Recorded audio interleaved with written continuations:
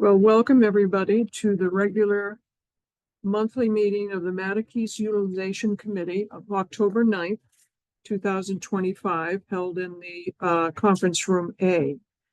And I will do a roll call as we have a member on Zoom. And I will start with John Anderson, please. Here. Andrew Laird. Here. Barbara Lavoine. Here. Lindsay Petro. Here. Thank you, Lindsay. Joe Potska is not here. How about Casey Schmidt? No. No. And myself, Sharon Weimer. And Roby. And Roby is also, well, she did advise that she won't be here at this meeting. Well, that's interesting. So there are 5 of us. You're fine. Yeah. And we'll go to ask for any public comment. All right, and seeing there is none, we'll go to our 4th item on our agenda, which is the building reuse report. And that's a discussion with our Catalyst Architects subcontractor, unless the Heather would like to introduce. I think Todd is on the call. Todd is from Catalyst, and so he was out of town, but it was going to call in. And I'm going to share the screen and walk through the materials. And Todd, hopefully you can unmute and let us know that you're here. Yes, I am here. Perfect. Great, Todd. Thank you. So I think the purpose of having Todd on the call was to give the committee sort of an overview and update on the Catalyst report, which is the existing conditions, existing facilities review and opinion of costs report.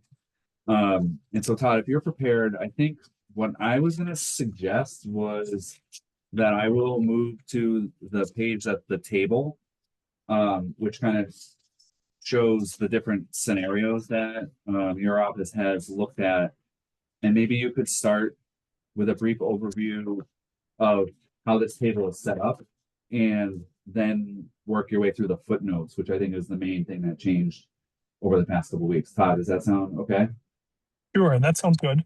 And everybody, I apologize for not being there in person. I had a previous commitment that I've stepped away from for a little bit. So I am in my car sitting here. Hopefully everybody can hear me okay. Yeah, Todd, we understand. So you don't need to apologize. We're thankful you're here. Thank you, I appreciate it. So yeah, let me start with the table. So working from left to right. So we did make some clarifications and a few adjustments based on comments that we have received back over the last few weeks. Starting with the demolition column, we have clarified that $3.7 million number that we're showing for demolition on there does not agree with the number from the Axios report, which I believe came in just under 3 million. It was about $2.99 million. And just wanted to clarify that in case anybody was referring back to earlier in the report. We do mention the Axios number. And then if you look at our column, we're carrying a different number because in looking at some comparable regional projects and speaking with our partner that we're working with on some of the cost estimating exercises here, we felt like their number was a little bit light. So we averaged it up to about $32 a square foot. And I believe the Axios report was somewhere around $26 a square foot. That number has not changed. It's what you would have seen in the previous reports, but we just wanted to clarify that we are carrying a slightly higher number on demolition. Just we want to be a little more conservative with that number. Moving into the second column, we are now calling that column repairs. I think there's been a little bit of confusion about what that number represents. And in some of the conversations, it's been approached as sort of renovating that building into a new school. These numbers under the repair column were taken directly from the Axios report. They do not consider what the end use of that building is in their sort of repairs and code improvements cost estimate. So it's really just a number to make that building habitable again without consideration for use or any significant alterations or a change in use for that.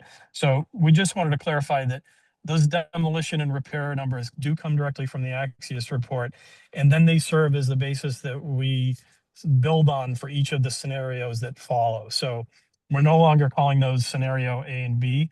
We're just calling those demolition and repairs. And then when you move to the third column, then we get into scenario A, which is taking the demolition numbers, the building repair numbers, and then folding in an additional estimate to change those buildings into some sort of municipal office use, and renovating the existing gymnasium and auditorium into some sort of new recreation center. Um, so that's scenario A.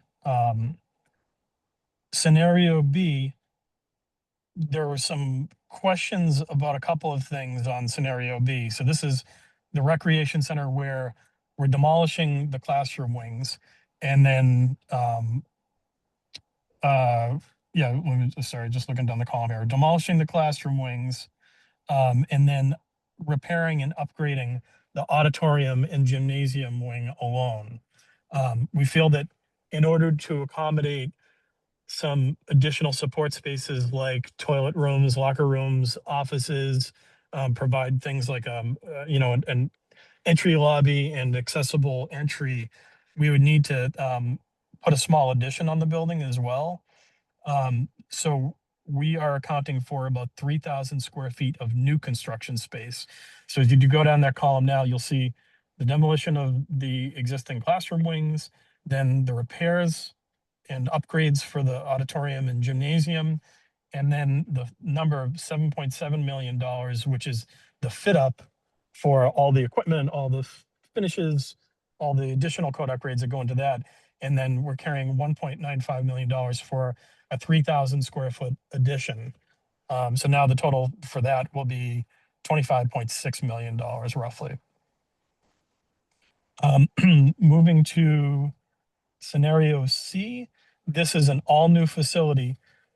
Based on the feedback that you got at your last meeting with the gentleman from the recreation department, we've developed a sort of a baseline building program that you'll find now in the footnotes on the following page. So that's footnote number 9, which is a single story recreation center. It's just a high level conceptual program based on what we heard from that meeting. So that consists of full size gym, which would be sort of, typical high school gymnasium size with a large, full size single basketball court with room for spectators around that. Then it would, through the use of blended lines, you could also use it as 2 full-size practice courts with no room for spectators. So you use the blended lines to, get different configurations for the full-size basketball court, 2 practice courts. You could use floor sleeves to convert it to pickleball or indoor volleyball or whatever other uses you want to incorporate in there. And then in addition to that, we have space for toilet rooms, reception and offices, storage, utilities, and general circulation to kind of round out the program there. A couple of other spaces we've incorporated into this program. We've reserved 1,000 square feet, which would be 2 medium-sized multi-purpose rooms. So you can picture 1,000 square foot space could be 2 500 square foot medium-sized rooms with an operable partition down the center that could be opened up for a larger meeting room. And then in addition to that, 600 square feet for 2 small multi-purpose medium rooms. The smaller rooms could be for art activities or, other similar things. But then again, you could have an operable partition that you open up and have a larger room. So it's, I think it gives you a nice sort of, it's consistent with what we heard from that meeting, and also gives you a nice level of flexibility in this program. We did not account for another full-size second court because what I heard from his comments was that was sort of a second tier, a nice to have, but we didn't include it in this number here. So this 18,300 square feet is the total number of square feet. And that's coming in at approximately $650 a square feet, a square foot for a total cost of about $16.5 million. Moving over So- to, oh, sorry, What good. was what was the price on that? 16.5 million. Oh, down the bottom, total, I'm sorry, yeah. okay. Yes. Todd, oh, go ahead. None of this includes fields or anything like that. Correct. It's Buildings. Todd, just one thing, I moved to the footnotes page while you were describing the recreation space, and now I'm back on the table.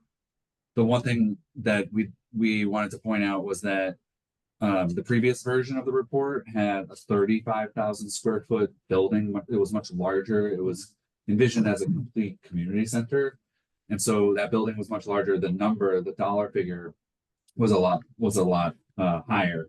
So it's just important to know under scenario C that this is scaled down to kind of match at least the projected idea of a recreation center. And so there's been a significant change in that figure, the total dollar figure under column C, based on that size difference. I just wanted to point that out because there's a big difference between the reports. Todd, do you want to just touch on the remaining scenarios, and then I don't know if it's worth going through the footnotes specifically, but Yeah, so scenarios D, E, and F. I don't think anything changed in those in terms of the costs. We did clarify in the footnotes that those estimates exclude prevailing wage because those are assumed to be private projects. So projects that the town would not undertake. So that's inclusive of potentially renovating the existing classroom wings. So, and then the scenarios E and F would be demolishing all the buildings. So nothing has really changed, but the only clarification I think was that we took out prevailing wage. And in terms of the additional footnotes, so the only things that I think that I didn't touch on was we did clarify that scenario. Well, no, we're not calling it a scenario, but we're calling the repairs estimate does not include any accessibility upgrades and improvements. So when you get into the scenarios A through C or A through A, B, and D, those any improvements to accessibility would be included in those additional scenarios, but not in that basic repair estimate. And I'm just going quickly back through. Is that full ADA is included in the others? Yeah, so any of those, Walls, everything? yes, doors? those assume that everything is being reconfigured, and it would include a new use, and would also include the ADA and AAB upgrades that would go along with that. Thank you. I think in terms of the footnotes, I think that really kind of touched on most of it. The scenario B for the 7,785,000, you have Yes. footnote 6. And that indicates you're putting in the new heating system because it's a standalone now building. Correct. And is there any benefit to having 5 or not? I know 5 is in the retrofit for offices. And the 5 is estimate includes fit up costs for 34,600 square feet of recreational space. So this is not that, correct? I don't know if you should have. So 5. So includes fit up costs for. Yeah, you know what? Actually, those numbers. I'm glad that you mentioned that because I think footnote 5 needs to be revised now. I missed that because we're actually still showing in footnote 5 that it's $200 a square foot, but now we've bumped it up to $225. Yeah, so that should be revised. I think what I could probably do to clarify this is now fold 5 and 6 into one note and correct that number. But yeah, so both scenarios A and B include an allowance for upgrading or for installing a new HVAC system for that wing. So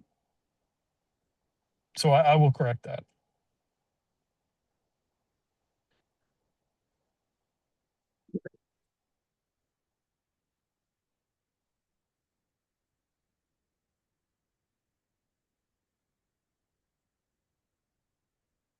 And when you do this, are you doing it based on like a field house, or are you doing it just normal construction kind of thing for all of these replacements? Are you I'm not the quite least following that. Are you doing the least expensive option for doing a new recreation center? Is it a field house, or is it concrete and steel? So, so for like scenario C, for the Yes, new construction, yeah, that's, no, I mean, this is something that we would see pretty consistent with a municipal project where you're, providing a slightly higher level of fit and finish okay, than you would see in some of these commercial facilities that are really just, say, like a Butler building that's fit up with courts in it.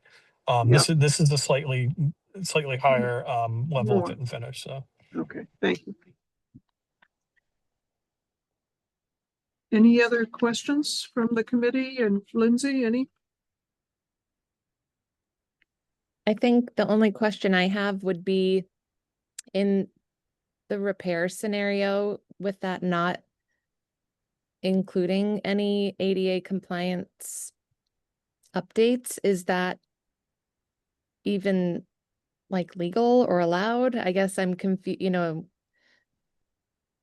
yeah. yeah, so I think if you refer back Joe to is the here. Axios report, um, it's really they call it like a point in time estimate. So they've walked into the building and said, these are all the things that are failing in the building.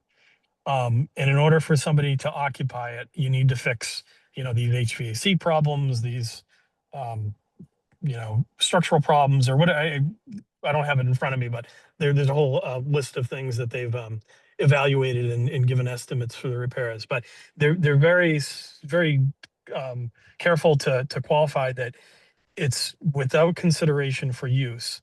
So although it's a school building, they're not saying that these repairs are going to get it to a point where you could occupy it as a school again. I think you really just need to look at that repairs column as the basis that we're building on for each of these other scenarios. You still need to apply a use to it. So if you say you're going to add offices to it, then you need to look at that. You take that repair estimate and then you add another $60 a square foot in order to get it to the level that you could actually use it for something. It needs to be altered and fit up for some sort of use. I think, if you looked at that repairs column alone and you said you wanted to make it into occupied as a school again, there would be another exercise where you take that repair estimate and then build on top of that to fit it up as a school, to meet all the modern needs, in terms of finishes and fixtures and technology and all that stuff that needs to be layered in there. Yeah. So basically, the repairs column is the one that as a standalone could not be presented as an option. All of the others could be, like the repairs column would be plus something else. It can't just be that on its own. Correct. And that's why Got we it. tried to kind of Thanks. redefine those so that it wasn't a scenario anymore. Now it's just kind Yeah.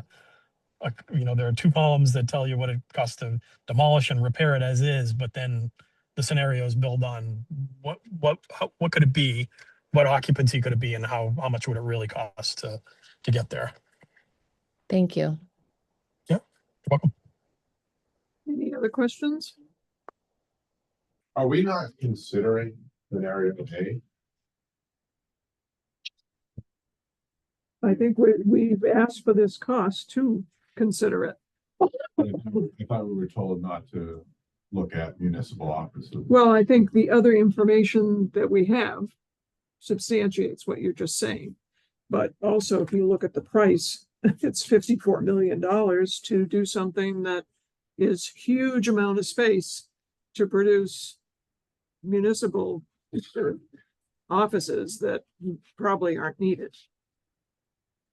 I think it's going to be part of the narrative in the memo that goes to the select board. We looked at this price, it's too high. We don't really have the need for this much municipal office, and there probably isn't a need for this much office in general.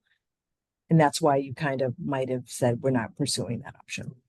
We did include it as a key issue to try to accomplish in the memo as well. It ended up being last, but I think it is something that the committee should talk about after Right. kind of going through the bubble diagrams and the rest of the issues. Right.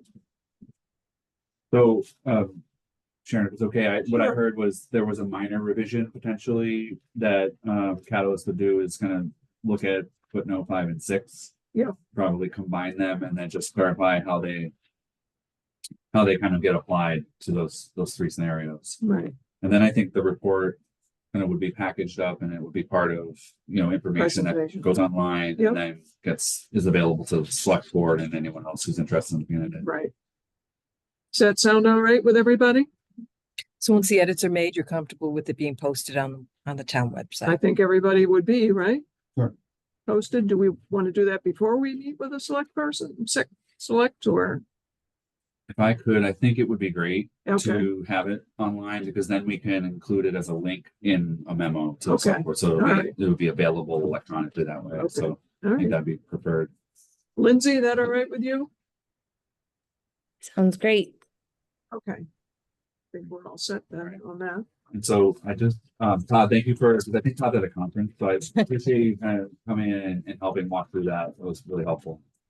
Of course, and thank you guys for accommodating me. I appreciate it. Thank you. All right, take care, everybody.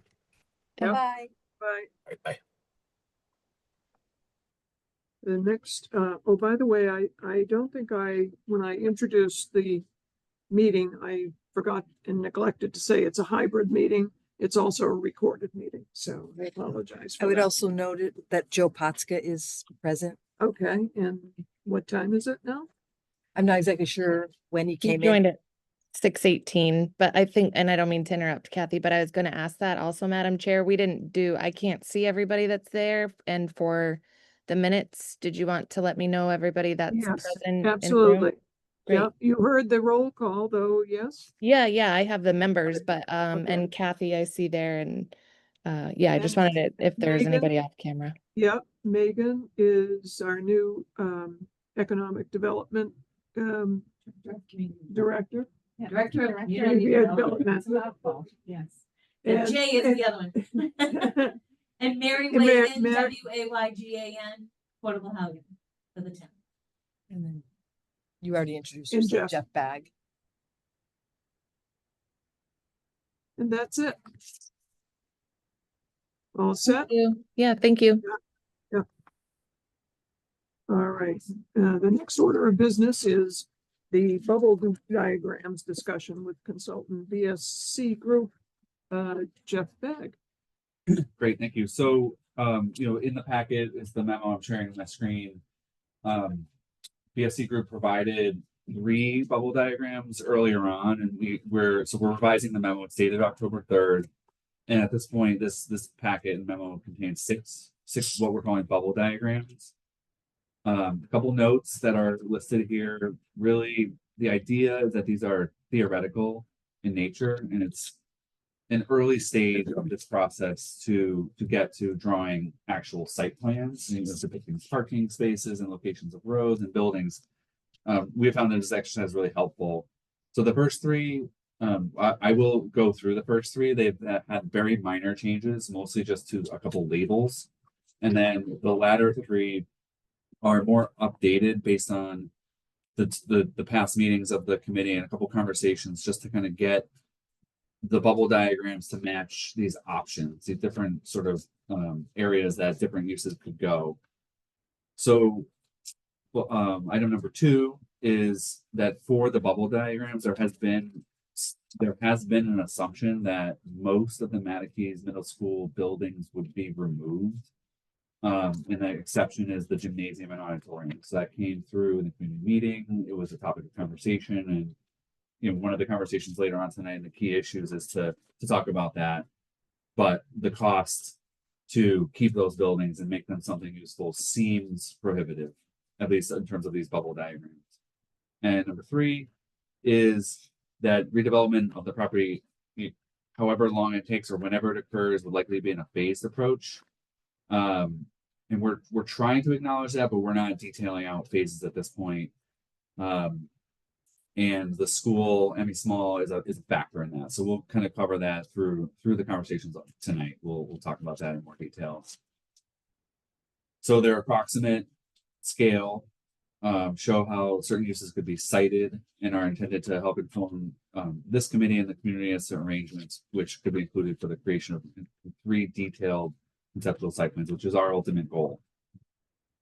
So scenario 1, again, this was previously discussed and previewed with the committee. This is the school focus. So this one has any small, holding space adjacent to the existing buildings. And that was one of the early discussion points, was in order for the school to be occupied and build a new building next to it, you'd preserve that space. When all is said and done in this scenario, the ME small buildings could be potentially removed and available for future build out of housing. Along the top was really intended to show some town recreational opportunities. We did relabel the gymnasium. You can see it highlighted in blue. We relabeled it to be recreation center. Some of the early discussions we had labeled it as a community center. And so we've been able to clarify that we're really not talking about a full-blown community center. The conversations would be around a recreation center for these purposes.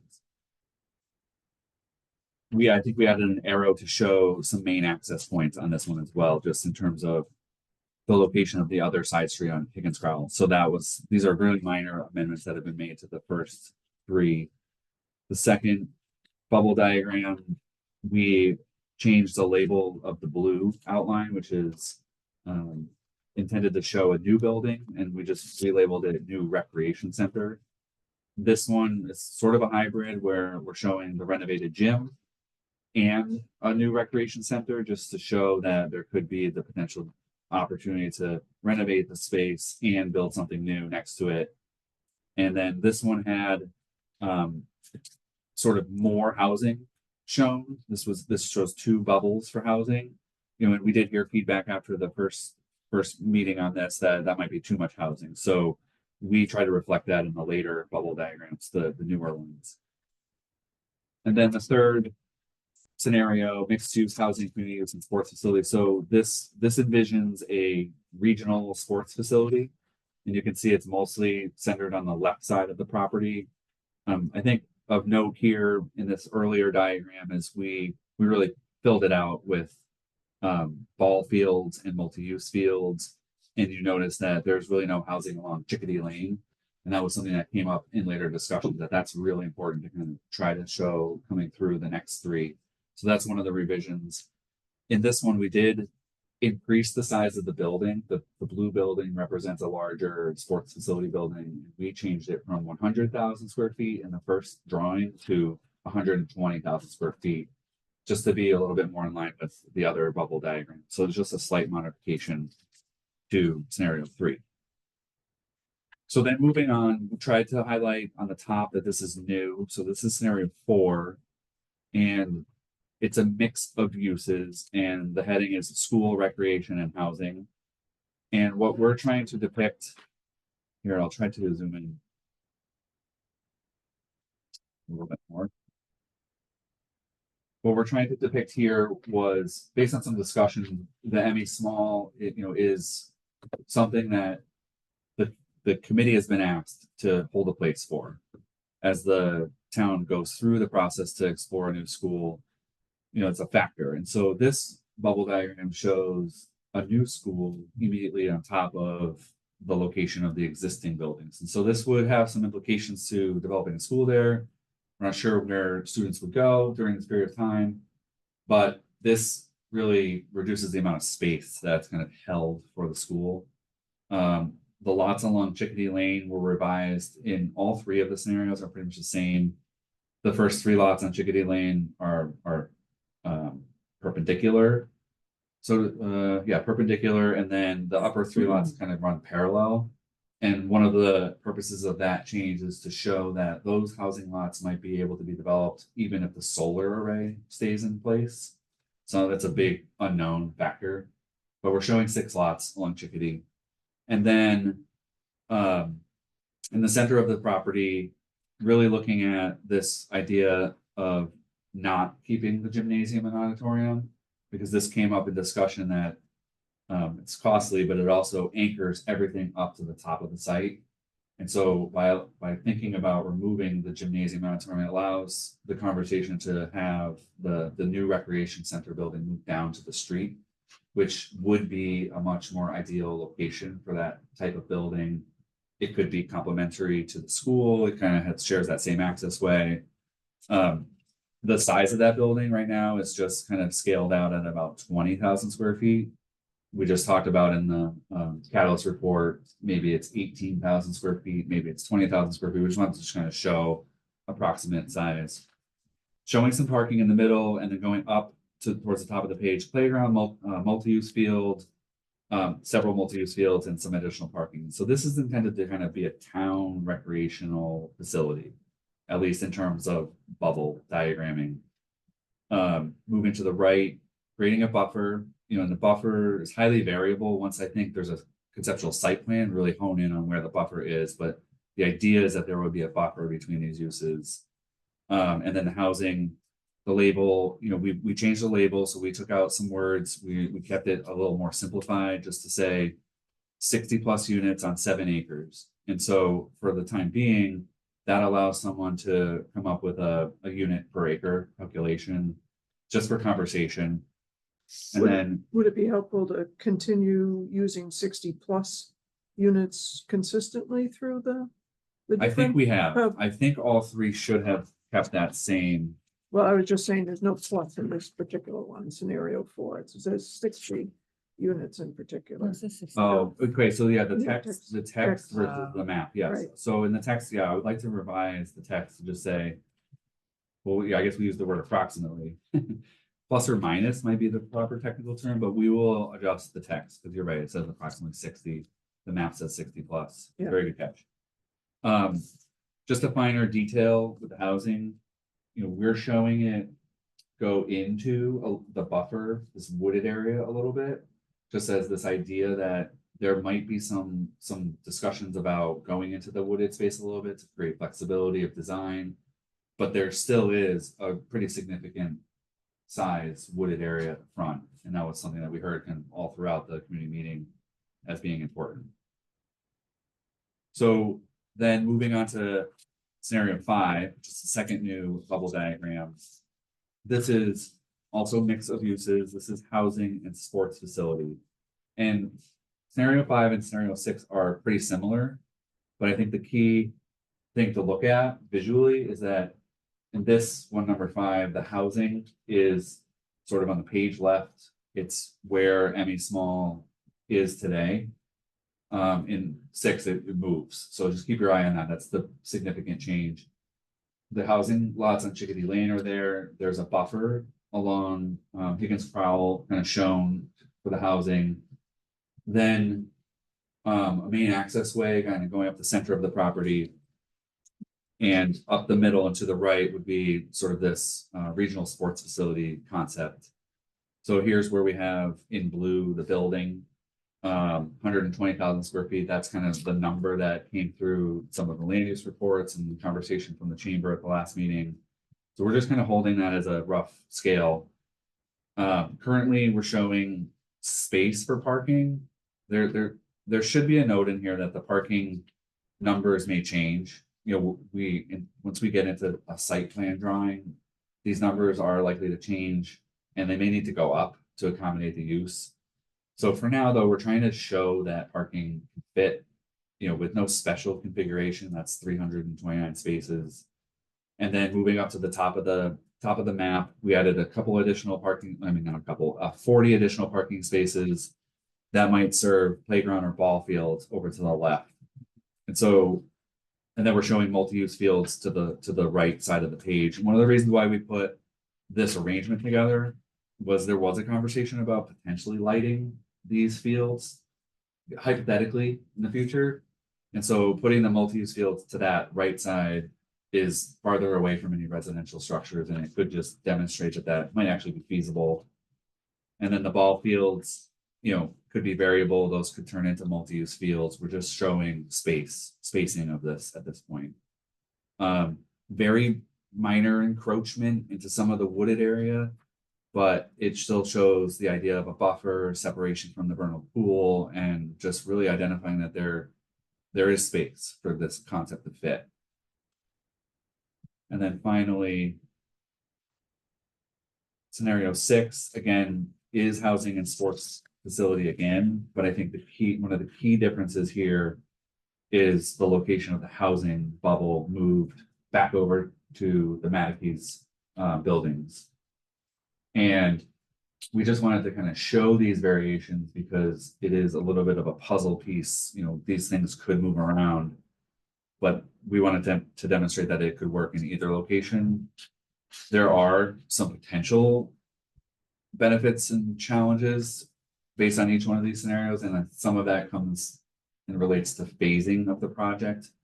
And so that will have to come through in discussions a little bit later once we get agreement on kind of way to move forward, but phasing would be a factor in some of these different scenarios. Housing lots on Chickadee, just consistent. And then here, kind of the center of the property would be that access way. The sports facility building could move around, but we kept it in that general location. We added a playground at the top of the map to show how perhaps that could be a playground that's accessible to residential uses next door.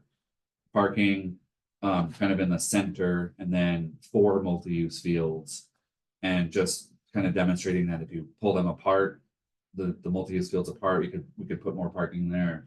Parking might run up and down the property along the multi-use fields as we develop concept plans, but basically this shows 440 parking spaces just as a rough idea, and then the housing label stayed the same as 60+ units on 7 acres, and that we're just showing that use of some of the wooded area, just because I think having some flexibility as you move into conceptual design, that might happen, it might not be necessary, we just don't know yet. So that's really kind of a quick overview, kind of a crash course on the bubble diagrams, but now the committee has 6. And so 6 is good. 6, they will stay in the packet, they'll be able to be referred to. But I think moving forward, figuring out a way to get down to 3 conceptual designs. That was really the goal of the bubble diagrams, is to help see where things could go and get direction on what might we want to depict in 3 concepts. So Sharon, if it's okay, I would ask Heather potentially if I miss anything. Yeah. Heather would want to chime in. Okay, she said no. So I'm happy to answer some questions or just keep going on to the key issues. Well, first of all, I think we just want to check with everybody if there are any questions in terms of any of the bubbles or any of the comments, and if you have any comments or any questions about the bubbles. So Casey's here. Casey, I just want to. Barbara. For the sake of clarification, with the exception of a couple of these diagrams, I think it's 1 and 2, we're assuming that the gymnasium, the current gymnasium and so forth is going to be removed. At least in your last 2 scenarios. That's why I'm trying to shut the fan off because I can't hear her. Just unplug it. Good idea. Yes.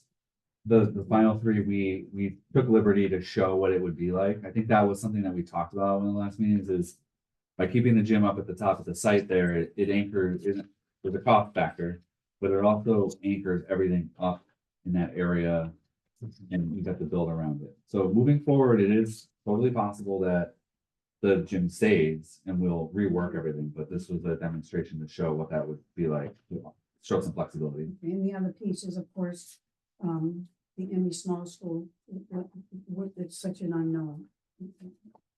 Okay. Any other questions? Casey, did you have a question?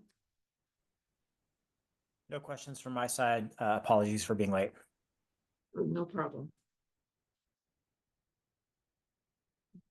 So now we want to go into the next item, which is the preliminary findings and votes probably discussion. Jeff, you want to take that away? Sure. And the only thing I'll mention in terms of this product is that,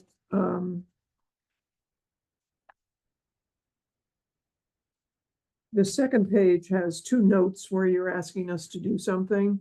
And I was wondering if we could just finish the first 3 pages, and then, I'm sorry, the first 2 pages, and then put those with the other note that you have up top on page 3. So in other words, just let's do all 3 of those together. Okay. All right.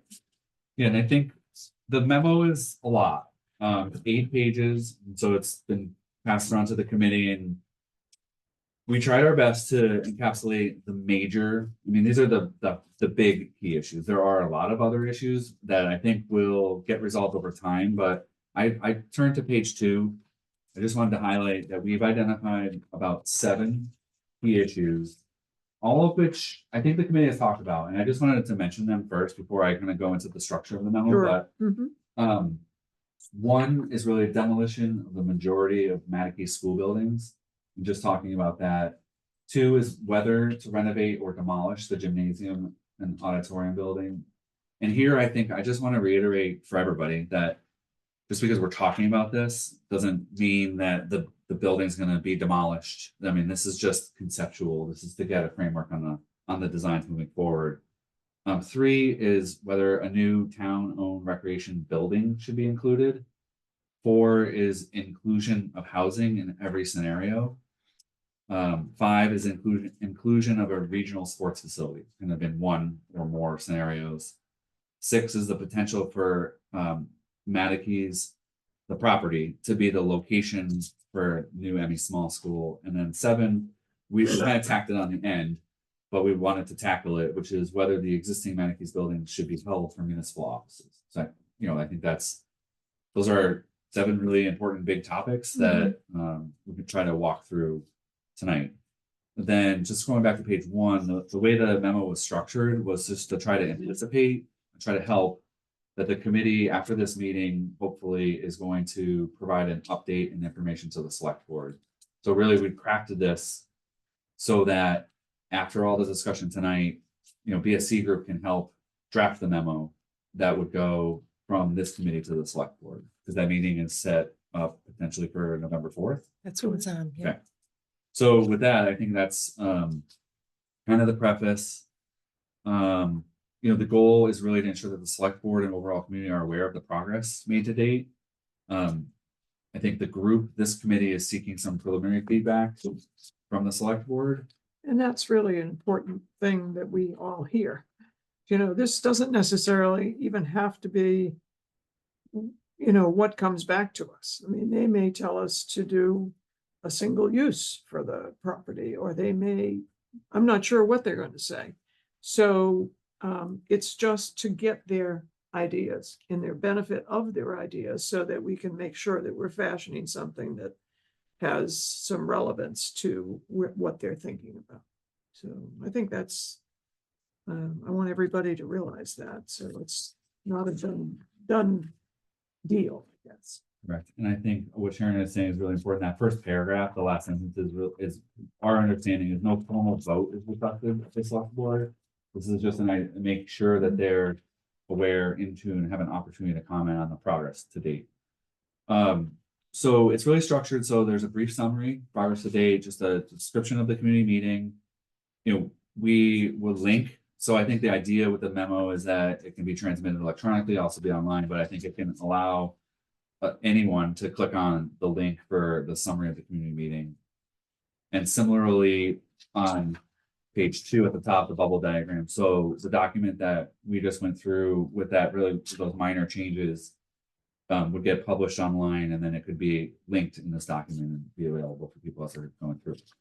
So Sharon, I think this is where you said you would like to talk about the notes. Yeah, well, why don't you read what you Okay. were anticipating to do, and maybe the committee will easily decide, and that won't be a problem. But I was just thinking it'd be easier to do it all 3 together. But if you want to do the breakdown, that's okay too, Jeff. Whatever you feel comfortable with. I guess the number 1 is the note on the following page has to do with number one. So you'd prefer, you did the key issues, but you don't want to do the one yet, I guess is what I'm sensing. So you want to just ask about whether Muck should approve the BSC memo containing the bubble diagram so it can be uploaded to the website and linked in this memo. Correct. I think that would be, something that seems kind of straightforward, but we Yeah. wanted to make sure that. Is everybody in sync with that? I am. Does that require a formal vote? Lindsay? I'm not sure if this is are we making a motion to approve? Would you like to make a motion to approve or Oh. just allow this particular instance for it to be uploaded? Whatever. Oh, I was asking more in the terms of for minutes. I'm fine with uploading it if we don't need a formal motion. It can be by the consensus of the committee. They agreed to upload it Thank- after it's been slightly modified or updated. Thank you. You're always so helpful. I appreciate that. And the second one, Jeff?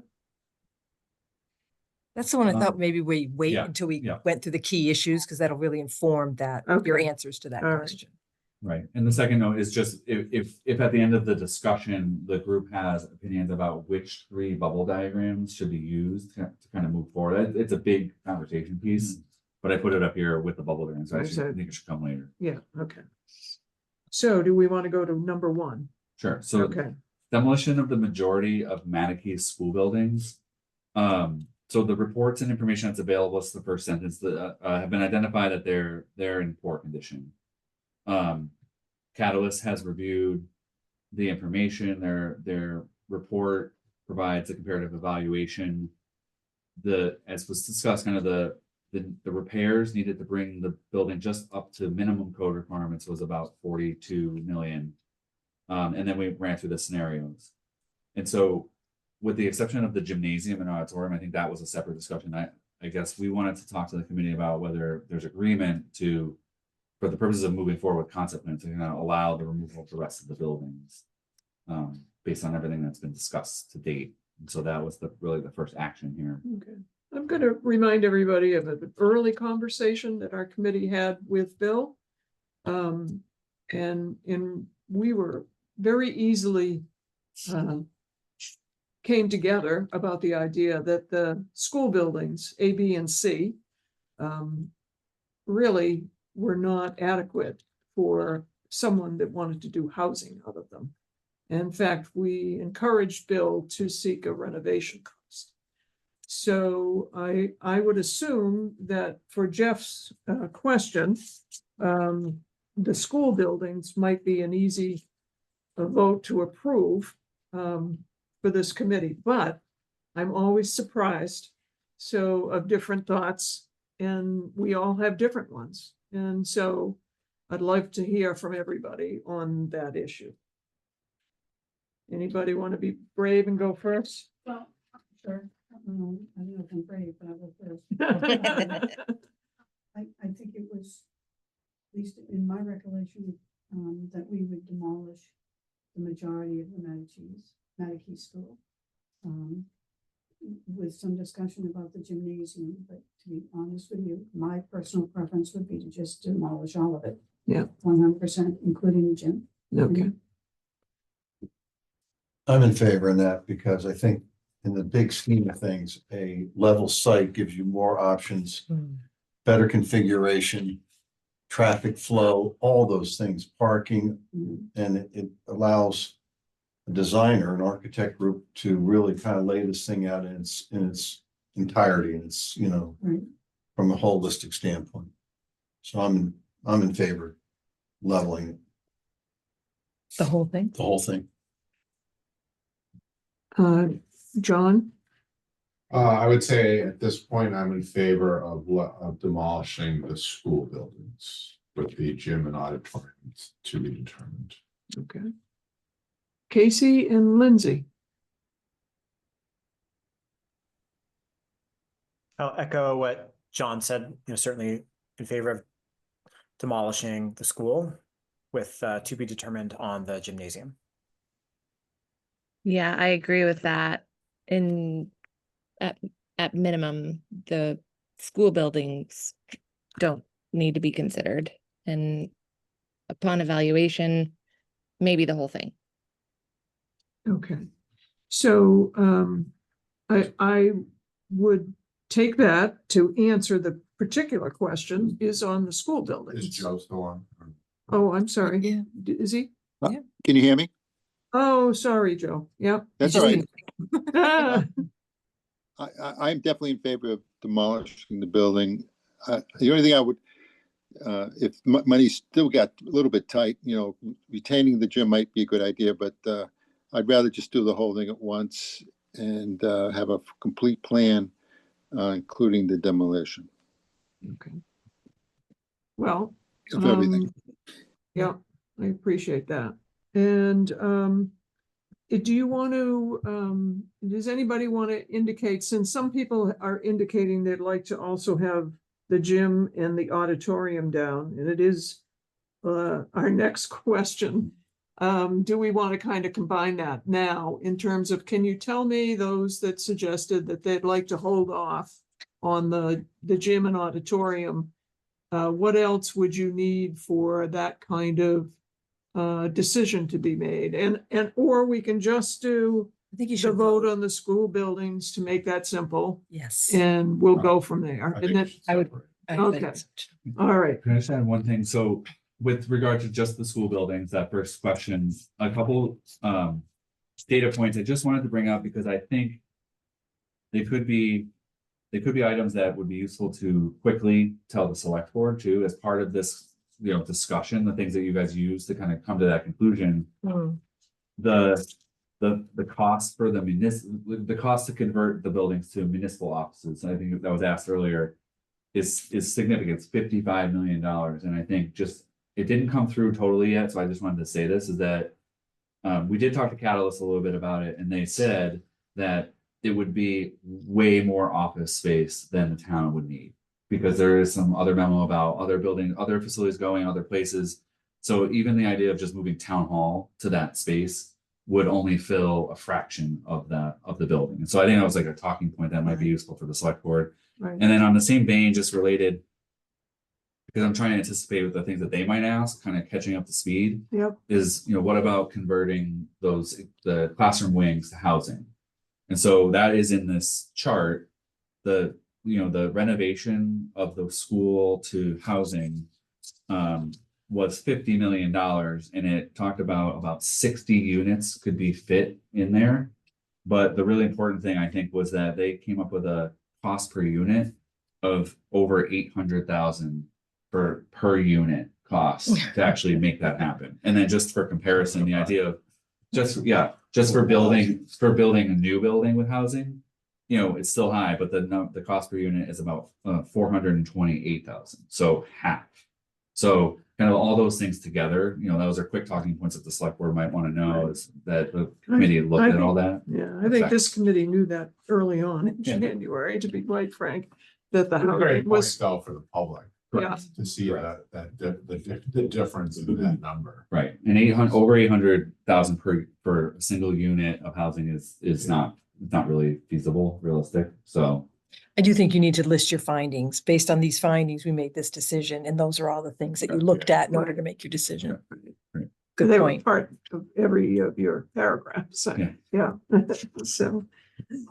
So, why don't we take a vote then, only on the school buildings? So a motion to recommend to the, and I'd call it a preliminary, because if for some reason they come back with something, we can come back and revote, okay? So this is our preliminary vote to our meeting on November 4th with the select board, that we would recommend taking down all the school building. So moved. And I have a, Second. With the exception of the gymnasium, just for Correct. clarification. right, yeah. It's just the school building. And I'm sorry, who said that, Joe? Second? Yes, Yes, thank you. yes. All those in favor, can I have a roll call? Aye. John, okay, John, Aye. Andrew, Aye. Barbara, Aye. Lindsay, I Casey, Aye. and Joe. Aye. And Sharon, aye. Thank you very much. We've made a decision today. Yeah. Going for number 2. So I think that was great. That was probably the easier one. And then number 2 is probably the hardest one. So we didn't put them in that order. Number 2, the discussion is about, the question about whether to renovate or demolish the gymnasium and auditorium. So the way that we tried to break this up were the first couple of talking points are about renovation, and then the latter are about demolition. But so maintaining the gymnasium and auditorium, which is considered one building, was identified, as an option right from the beginning to explore. Community members would expect the town to consider renovation, kind of as a first option. So as part of the project, we have Catalyst, and they provided the report. In terms of cost, just to recap, they, after the meeting with the rec director, talking about, how he would like to see the space function, the architect would be suggesting a small addition. So 3,000 square feet, it's modest compared to the size of the building, but it would be a 1-story addition off the front of the building to accommodate these additional spaces that aren't really there today. And to really, just kind of think about if the town is going to spend, close to millions and millions of dollars, that it should actually try to function as hoped. And so with the 3,000 square foot addition, the approximate number is 25.6 million, which is high. So that we'll just say that. And then location, we previously identified that keeping the gymnasium at the back of the property, so to speak, it really will anchor it there. All the parking and accommodations would be built around that, and it really does dictate where other uses will go. So it's just an item that we saw kind of right away. And then kind of the recreation department needs, trying to cite the meetings that it was discussed, the desire for the second full-size basketball court. It's not accommodated here. It's actually not accommodated in a new building, but the addition would give the space for storage, some small classrooms and other space, bathrooms and things like that. And then we did hash out together that the idea of demolishing the remainder of the buildings and keeping the gym would require a new HVAC, and so that's been factored in. So at least that's just a reality of kind of taking away everything else and keeping that same building. So those are some of the factors related to renovation, and then we dipped into the idea of demolition. So it's really sort of 3 sub components of that, which is to demolish it and using the site for another use. Some discussion about ongoing and continued use of the gym. And what we wanted to talk about was it's not part of the scope to consider if the town continues to use the gymnasium as is. We don't really know what the costs are going to be for continuing to maintain that building. It's been documented that some of the core systems are past their useful life.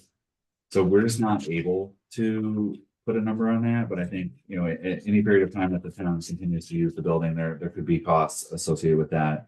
We wanted to identify. I think that Roby building. did mention in the memo that she prepared that they are already having significant plumbing issues and flooding issues in the building. And I think the main thing here was more for the community and even the select board and other people to know that we're talking about potentially demolishing the building, but it doesn't stop the continued use of the building. So it wouldn't stop the rec department from continuing to use it for some period of time. So we just wanted to make sure, because these processes, although we're talking like they will happen swiftly, they could take a period of time. And so we just want to be clear that even if we're proposing to demolish the building, that the rec department could still use it for a period of time. The concern is if you've demolished the wings where the HVAC is and you're trying to just keep that, what do you do in the interim? Correct.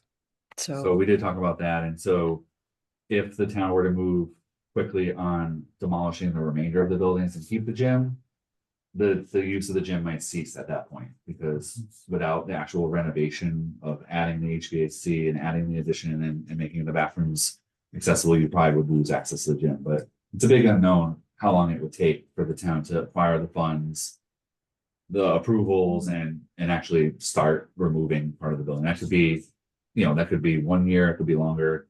So during that period of time, the gym could be used. It's limping along at best. I think sometimes, I think all of us have felt an eagerness to help the recreation department. And because they're doing a lot of great programs, and because they have, for the first time in their life, an access to a gym anytime they want. And that's very unusual. But the other thing is, it was a question Kathy asked, is that at some point, no matter what you decide, whether it's tear it down, they won't have access to it. Or if they go to renovate it, they won't have access while it's being renovated. So that is never going to be, 100% that they can use it all the time. So if that's part of your, thinking, that may be, something added to it that you might say, well, actually, that's true. At some point, they're not going to have access to this, regardless of what you decide that's going to happen. So I was just curious, I mean, very briefly on occasion that, I guess the school department has a lot of space and a lot of possibilities. I guess the big question was, why has there been such resistance from the school department to, allow use of a gym, especially in a scenario where we have a developing program, we tear things down, all of a sudden nothing, zeros, I mean, what is the option of working with these folks and saying, hey? well, I think originally they said they didn't have access to any gym, but then when they really started to think about it, they had access to the Station Ave Elementary for, certain groups of youngsters. And I don't know, maybe they've just gotten out of touch, or, with the change of directors, I mean, without the support of a continuation of a rec director, you may not have had time yet to develop that. I mean, he's on paternity leave right at the moment. If I might add, in talking with Steve, it's like whenever they go to the Station Avenue Elementary School, they have to bring everything with them. There's no storage there for them. So they're lugging all this stuff around all the time. And then if it's after, obviously it's always can only be after school hours. And then they need to pay for a custodian to be there while they're using the gym. But that's always been. I'm just saying that those are the ones that some of the reasons why it's harder for them to use the school gyms than if they had their own facility. They have purchased a significant amount of equipment, it sounds like, from all the different programs that they have. And I'm not sure where they would store that if they didn't have like some facility of their own. Like if Emmy's, if the gym and auditorium were going to be shut down, he has all this equipment he's got to find a place for now. But that's part of the problem, is not having a place to store it at the schools and the custodian costs. It's time and a half for a custodian. So what I'm hearing is it's really not the school, it's just what. Well, we don't know that. This was until you for have Station somebody to Avenue go. is what he was saying, why they didn't use that one. So either way, if we demolish the gymnasium, he would have to seek out those options for alternate locations, one way or the other. Right. I mean, it would be ongoing soccer, because there are soccer fields at Sandy Pond, and there are fields here at Mattacheese for the time being that it's not being developed. But it's not to say they wouldn't have any programs, but interior ones, they would need to start talking to somebody. And if the school is built on this, I hope there's conversation among the folks that are negotiating all that for a gym to be used at Mattacheese, if they built that school. And it not be so small that you can't fit anybody in it, which is the problem with the Emmy Smalls gym. It's tiny. And could I offer something too? Because I think putting together the memo, it was intended to try to put all the issues together. But it is clear that this particular question is intertwined with some of the other discussions.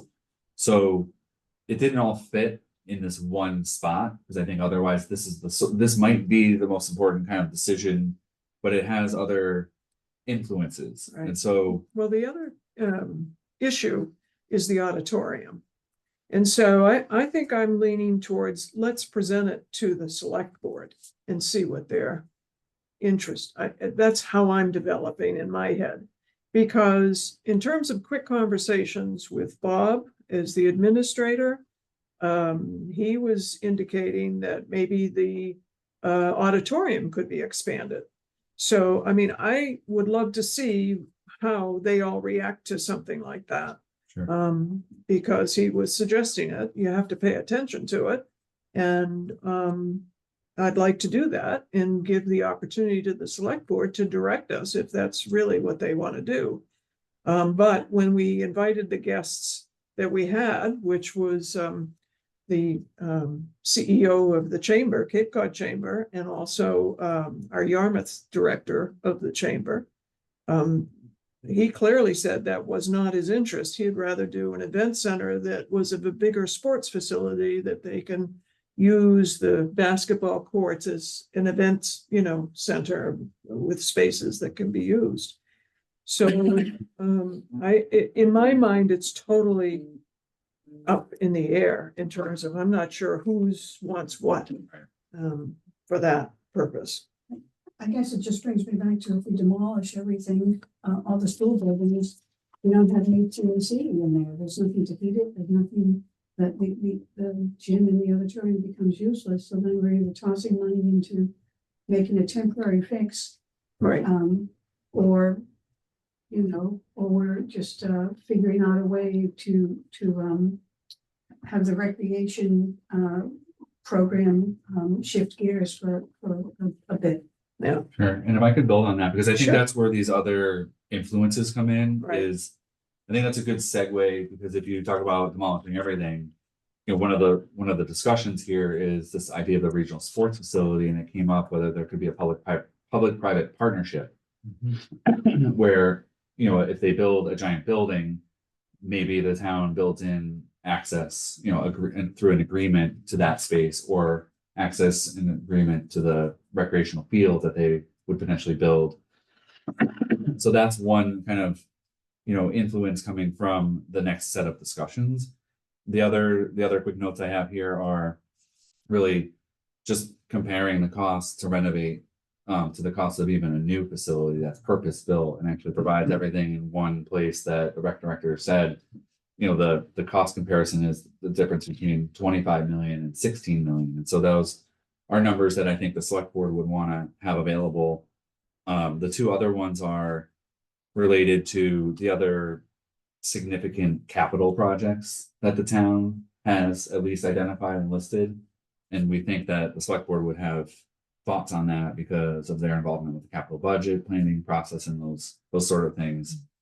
The final one would be, and it's all kind of embedded in the memo, but it's not really clear in one place, is if there is forward movement on building a new ME Small, which would be a town school building, maybe there's, that school might have a gym, and that school might actually have fields attached to it, and those might be potentially available to the community as well. So there's a lot of Yes. influences Mhm. coming into this one question. So it's a difficult one. Yeah, but Barbara makes a good point. I mean, but I think that needs to be presented to, in my view, to the select board. Because I'd like to find out if they have any interest in the auditorium, or are we just talking about the gym?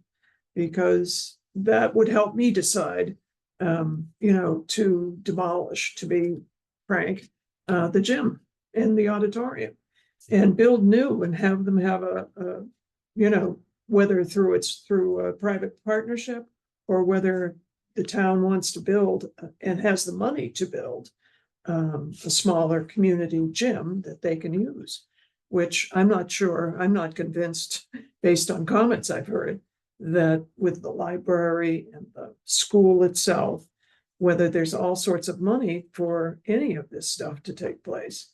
But it does have a life, I think, with the private-public partnership. So, Just like to add one more piece to that. There's a design component by keeping those. It really does anchor that corner and pushes everything to that back. So housing has to reconfigure, and I think it's design should be considered. So I guess we need to answer Jeff's question, which is number 2 on the list. Am I right at that? Should have numbered them. That's a very good observation. No, you did. Renovate or demolish the gymnasium and auditorium. I'd like to suggest that we don't make that decision yet until we hear from the select board. Is that a good go around? Or do you want to deal with this more directly? I need your input, so. I support that. You're gonna be talking to the select in November? That's Yep, November 4th. Mhm. Yeah, why don't we just hold off on that? That decision, and to see what the kind of guides they can give us. I agree with you on that. Yeah. Plus, we're divided, Right. so it's a jump ball. Yeah. But part of it is that it's an auditorium, and we're not really talking about the auditorium, we're talking about the gym. So I need to know whether we need to talk about the auditorium. All due respect, I think that there hasn't been use of the auditorium. It hasn't been brought up by community participants as a really important feature, and it hasn't been highlighted like all lots Well, I of. will tell you in private, and it's only because I've had a private conversation and with the couple people here in town that talked about, oh, this would really be good to have this big, to actually enlarge the auditorium.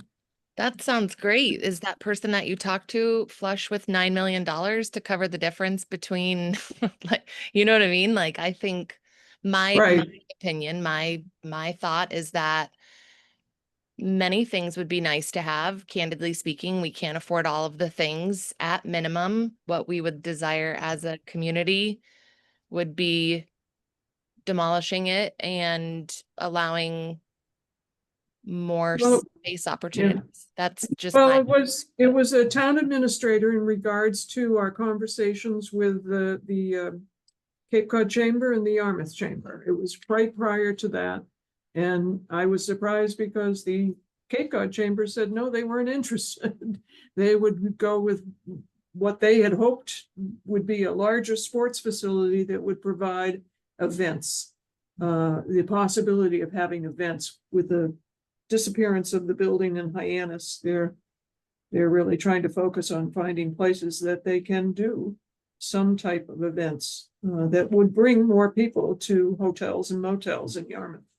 So I may be an outlier here, but if we, in my opinion, keeping the gym and the auditorium at this moment in time, given the potential cost of, destroying everything, the school, all that other piece, I think we're just kicking the can down the road.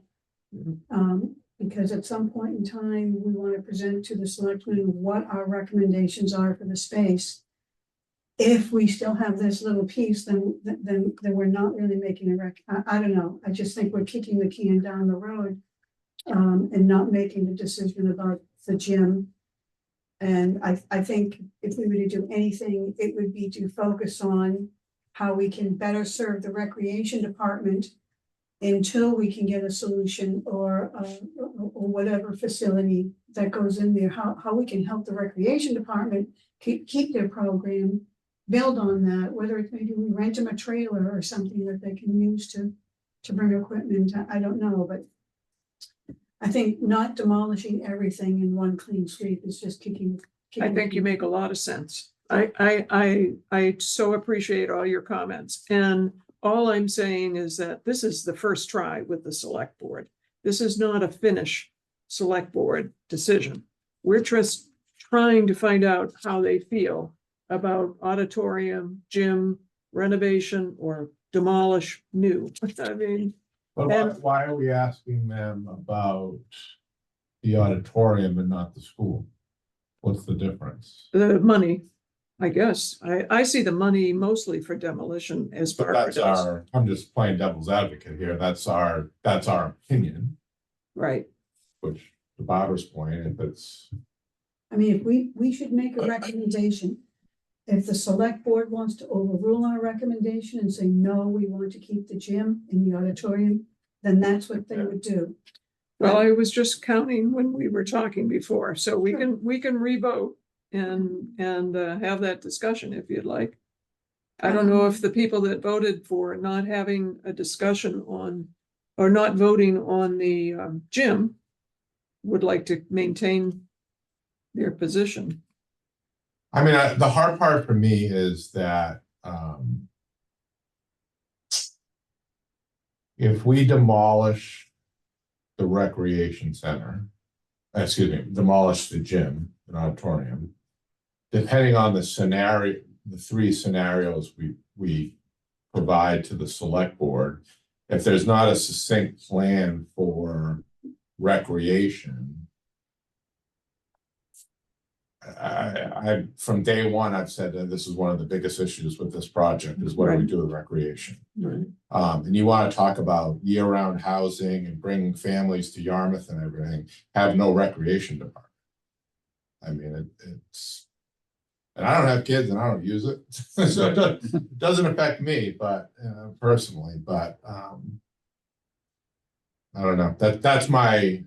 Well, when you say we're not having recreation, are you not thinking that in a private partnership, you wouldn't have gyms built? So that's why it's like, is it the chicken or the egg? Like, this is why this one for me is a hard question. If you're gonna do a private public partnership and yep, we're gonna do this giant sports facility and all these fields, and then the recreation department's gonna have X amount of use of that, great, I'm all for it, let's demolish, it's a no-brainer, right? To me, if in that scenario, right?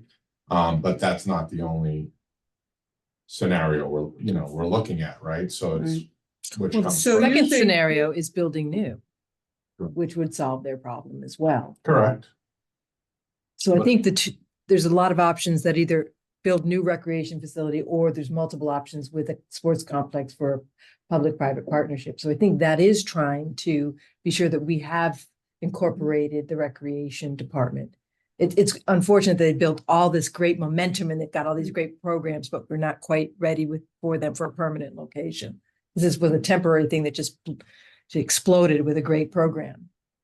I mean, I'm going on the assumption that whatever three proposals we present to the select committee, it will incorporate a recreation department area place for us to keep that program going. My concern is the 2, 3, or 5 year interruption. And in terms of where do we make sure recreation can continue to build its program, have access to a gym, have all the things that it has right now. That would be my only concern, to make sure that we could get them a place where they can store their stuff without having to lug it or something like that. That in that interim period while we build. But do you understand John's point about keeping the recreation facility on the map at this time to find out how the town powers to be feel about that in terms of a community? Only a community, Jim. Yes, I think I understand. But if we move forward with demolishing everything, then our solution is to find where can we put recreation so that it can continue to grow at this moment in time. Well, we can it say we has to have a be a must. concern about it, It right? has to be a must in whatever program, whatever three scenarios that we present to the selectmen, in my opinion. That the recreation has to be a must. Well, you're like John in that sense, so it may I. Yeah, I it mean, that if way? we were gonna say, yes, recreation will be considered in at minimum one of the three scenarios, then I would say demolish it tomorrow. Well, maybe that's the motion. Yeah. So, I can't answer what Barbara was saying about access during the next 5 years. I'm not prepared to do that, but I had a question, a note, and a suggestion. Okay, So the question was, I think general, about the auditorium discussion that may go to the select board is, whether it was envisioned that this would be a private endeavor or whether it would be like a public facility. And I don't know if you have any clarity on that. I think, No, well, I- I would probably say private is Okay. based on the conversation. because I think from the information we have available, we would expect to, if you have the auditorium and the gymnasium side by side, we know what it will cost to renovate both of them together. And it's a big number. I think if you take the auditorium and expand it into the gymnasium, you're talking about a very big number. I think superficially, I think it's safe to say that to renovate that into an auditorium is gonna be hugely expensive. Way more expensive than if they came in and built a brand new theater, purpose-built, kind of like the rec center. So I think just kind of grounding that auditorium discussion in costs and like the reality of a private entity coming in and say, I love this building, I want to renovate it, rather than building something new, I think is a thing. And then the note I have is, I think going to the select board is what we all think is appropriate right now, but I just wonder how much they will actually give for opinions at this early stage. I don't think we should go. So, The auditorium, but it's just the idea of where the committee's at. I think it's Well, gonna if kind of be you're gonna bouncing it renovate, off if you're them. gonna renovate, it's gonna have a gym and an auditorium at minimum, Correct. right? I'm just a little hesitant. I'm a little concerned that they might say a couple ideas and just say, keep going, keep moving forward. Like, I don't know how much they're gonna grasp it all in a brief presentation and a packed meeting. So I just want to temper how much the committee will get from the select board. This is an opportunity to show them where the committee's at.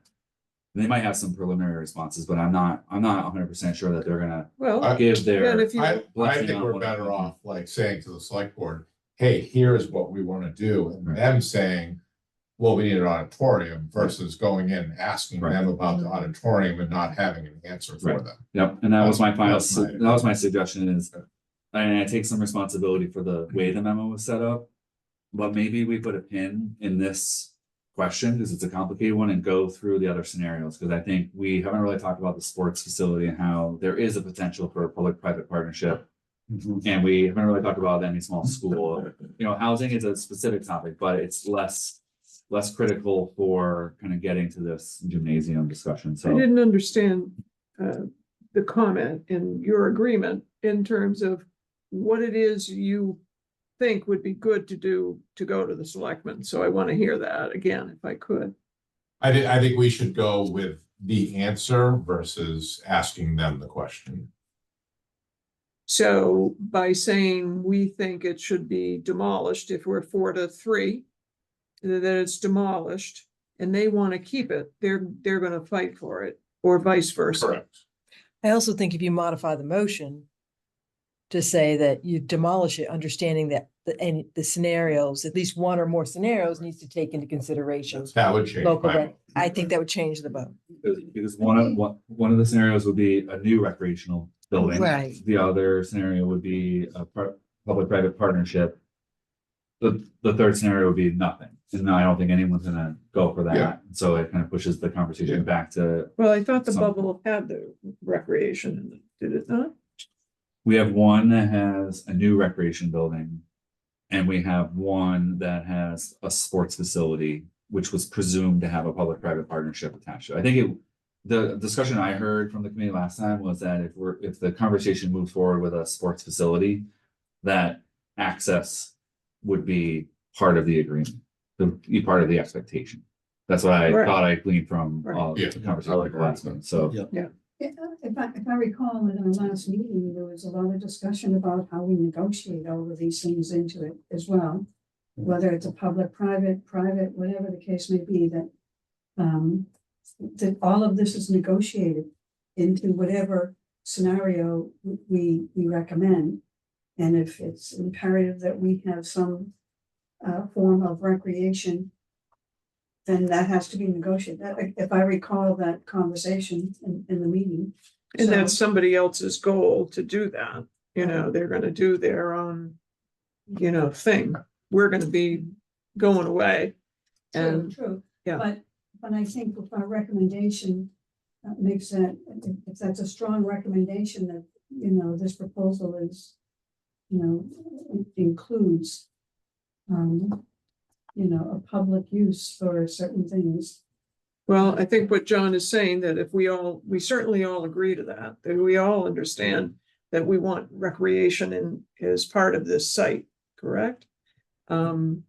So, I mean, I would make a motion, to Kathy's point, I would make a motion to demolish the gym and auditorium, provided that at minimum one of the recommendations has a place for recreation. I would second okay, so we're gonna do a roll call on that. Did you, Joe, did you hear that? Yes. And would you like to start our roll call vote? So I want to make sure I understood the question that we're voting to demolish the gym and the auditorium subject. Well, how was the end of that? Repeat that back for me so I can understand it. The end of it. Demolish the gym and auditorium provided at minimum one of the three recommendations has a place for recreation. The recreation Recreation, department, recreation center. yeah. Sandra? Facility. Hmm. Okay, because I don't.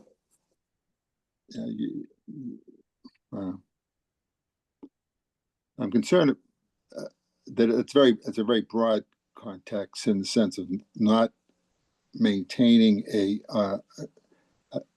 facility. I mean, you're saying just it's going to maintain a recreational program is what you're saying. Someplace else.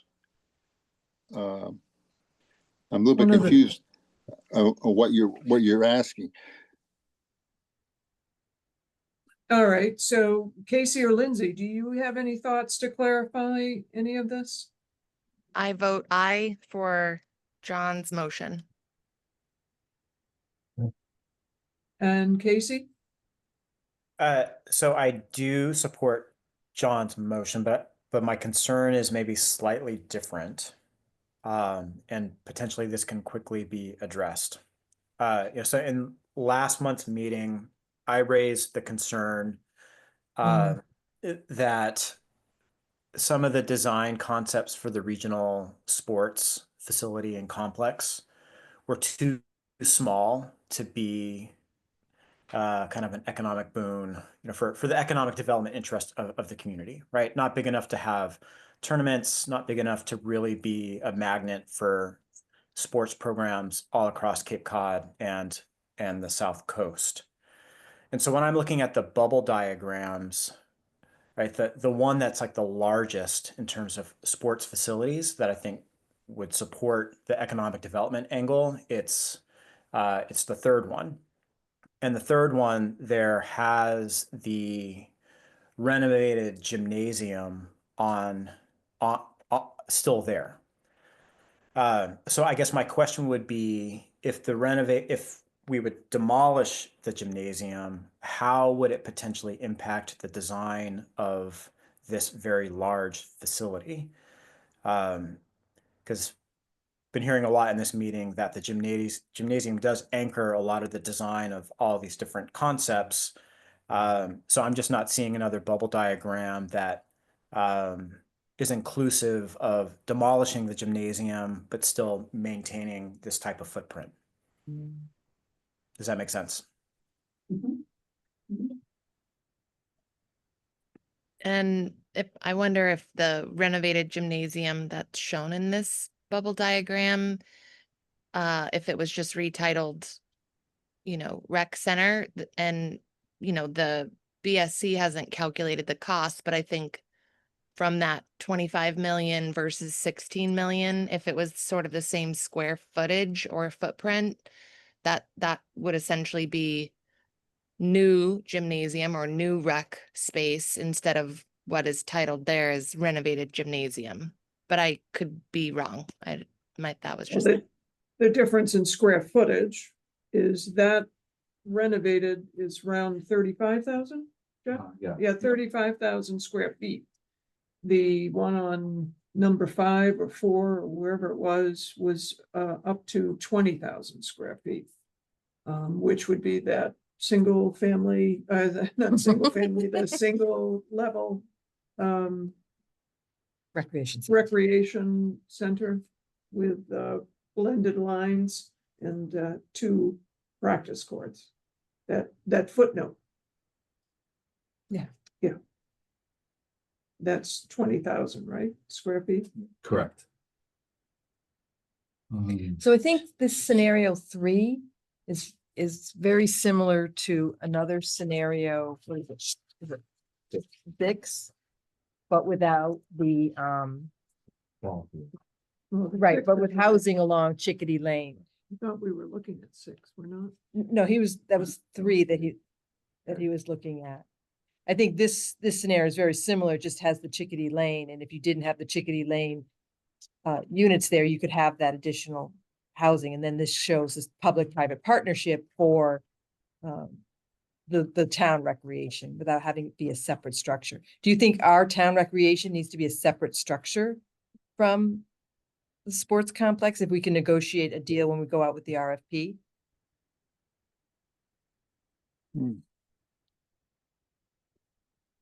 I guess she's asking you, Casey. Oh, I mean, I wouldn't think so. I think that would be negotiable. But just trying to compare apples to apples between 3 and 6, right? If presumably that gymnasium would be able to be used for sports, either for recreation or for other purposes. And it just seems like there's a lot more accessibility. You have all the ball fields as well, for baseball tournaments and little league and whatnot. You don't have any of that on this one. So, I mean, I will say I'm certainly not against demolition. I am just raising this as an issue. And if you were to force a vote, I will vote one way or another. I just think it is something to be addressed because I know the economic development angle to this is really, really important. And I think a lot of these design concepts are looking pretty small to be a magnet for big events that would draw visitors here. I guess my only comment on this one, it has to do with phasing, because you're not going to be able to have a sports complex come in with all of these fields until Emmy Small is addressed. If you go to option 5, scenario 5, this is kind of moving it around, where you have the sports facility happening earlier rather than later, understanding that the solar would have to go. Maybe you could even get in a 4th field on the right there if we go a little bit more into the woods or something along those lines, trying to get that larger number. But again, that's something you could carve off that site right now and start talking about disposing of it and trying to get people interested in the sports complex. I think this is a good discussion. I think that some of the questions cannot be answered at this stage. So what Casey was saying is similar to the rec. So like the town recreation needs to be accommodated in at least one of these. And if we're talking about a regional sports facility, it has to be large enough to actually meet the needs of a regional sports facility operator.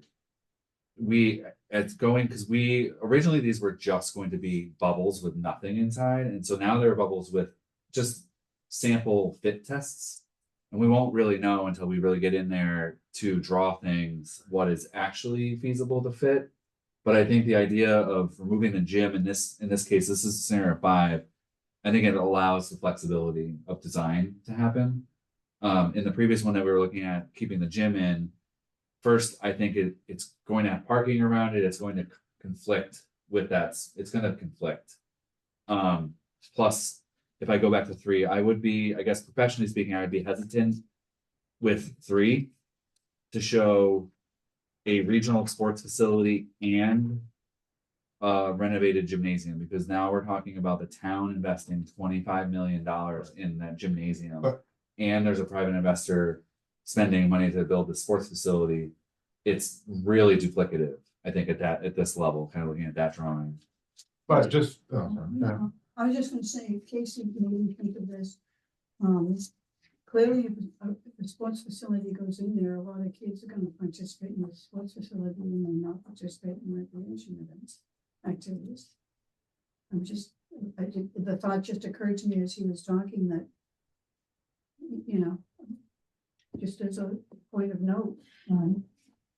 I guess my question is, so we voted, we agreed that you could, like, we could post the bubbles, right? Mhm. But now if we vote that we're gonna demolish the gymnasium auditorium, doesn't the renovated gymnasium block need to come out of every bubble?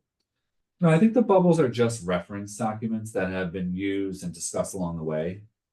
I think that's the purpose of them, is if they've informed you all as a committee, and they should, we want to like at least show what Okay. was the basis for these conversations moving forward, because eventually we're gonna draw 3 concept plans, which are gonna pull from these various pieces of the bubble diagram, so we want them to exist.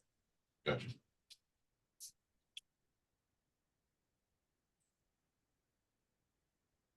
So where are we? In terms of what you'd like to do? We do have a vote, I'm sorry, a motion, and a second. And would you be able to read what the motion is?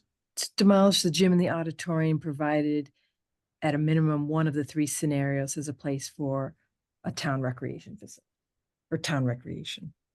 So we'll take a vote. Lindsay I'm sorry, Joe, your vote is no or yes? Oh, I was just listening to the discussion. I was just trying to get in my mind, if this gym is demolished, it would be replaced at some point with a recreational complex. So that was, I guess, what was my first. So I guess what you're saying is that when it's replaced, there will be the recreational department will have to work with the new manager, if there's going to be a new manager of this place, to have their programs adequately addressed in this new facility. Am I correct in saying that? I think what would happen is that the town will put out an RFP, and as part of that, we would say that we want a certain amount of guaranteed gym time for our community, and then you get, All right, so that okay, I understand that. I didn't know we were down the road that far already. Deciding whether or not we're going to keep it in-house or go out in RFP.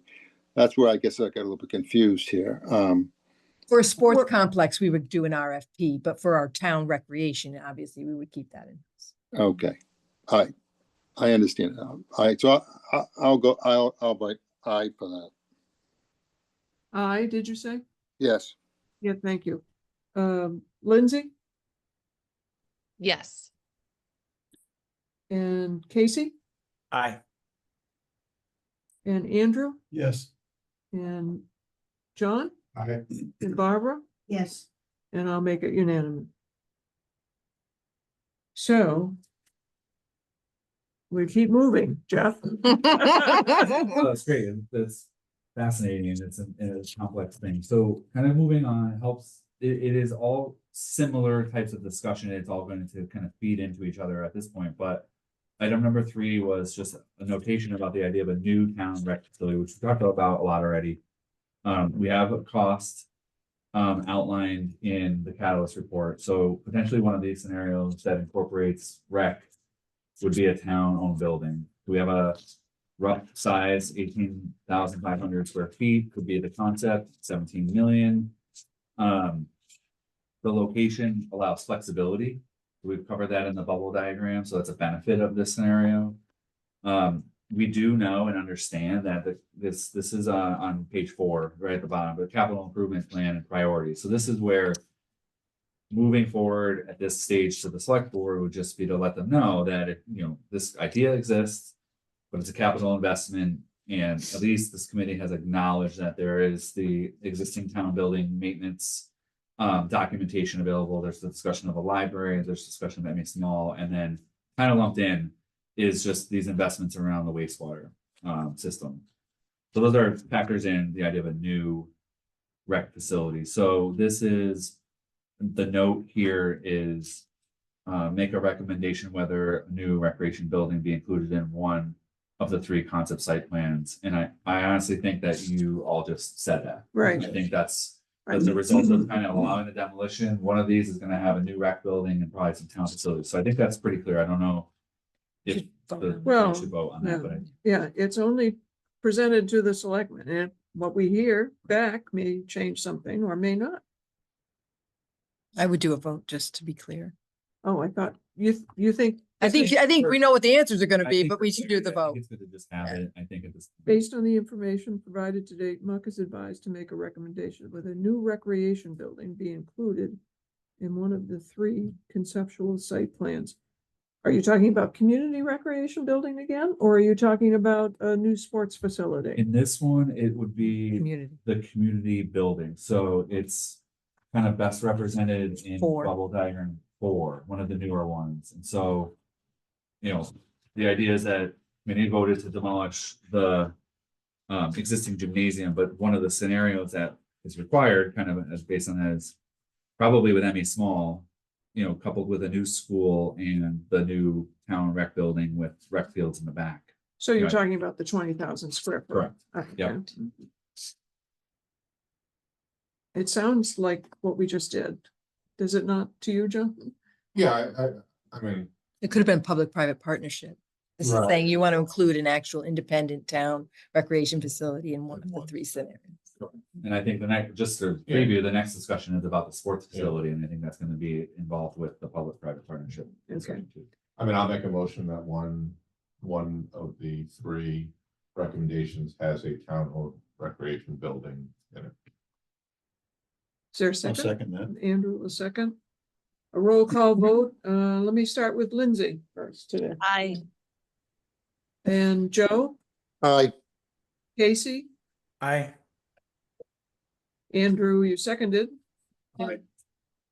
John Aye. and Barbara Yes, and Sharon, yes.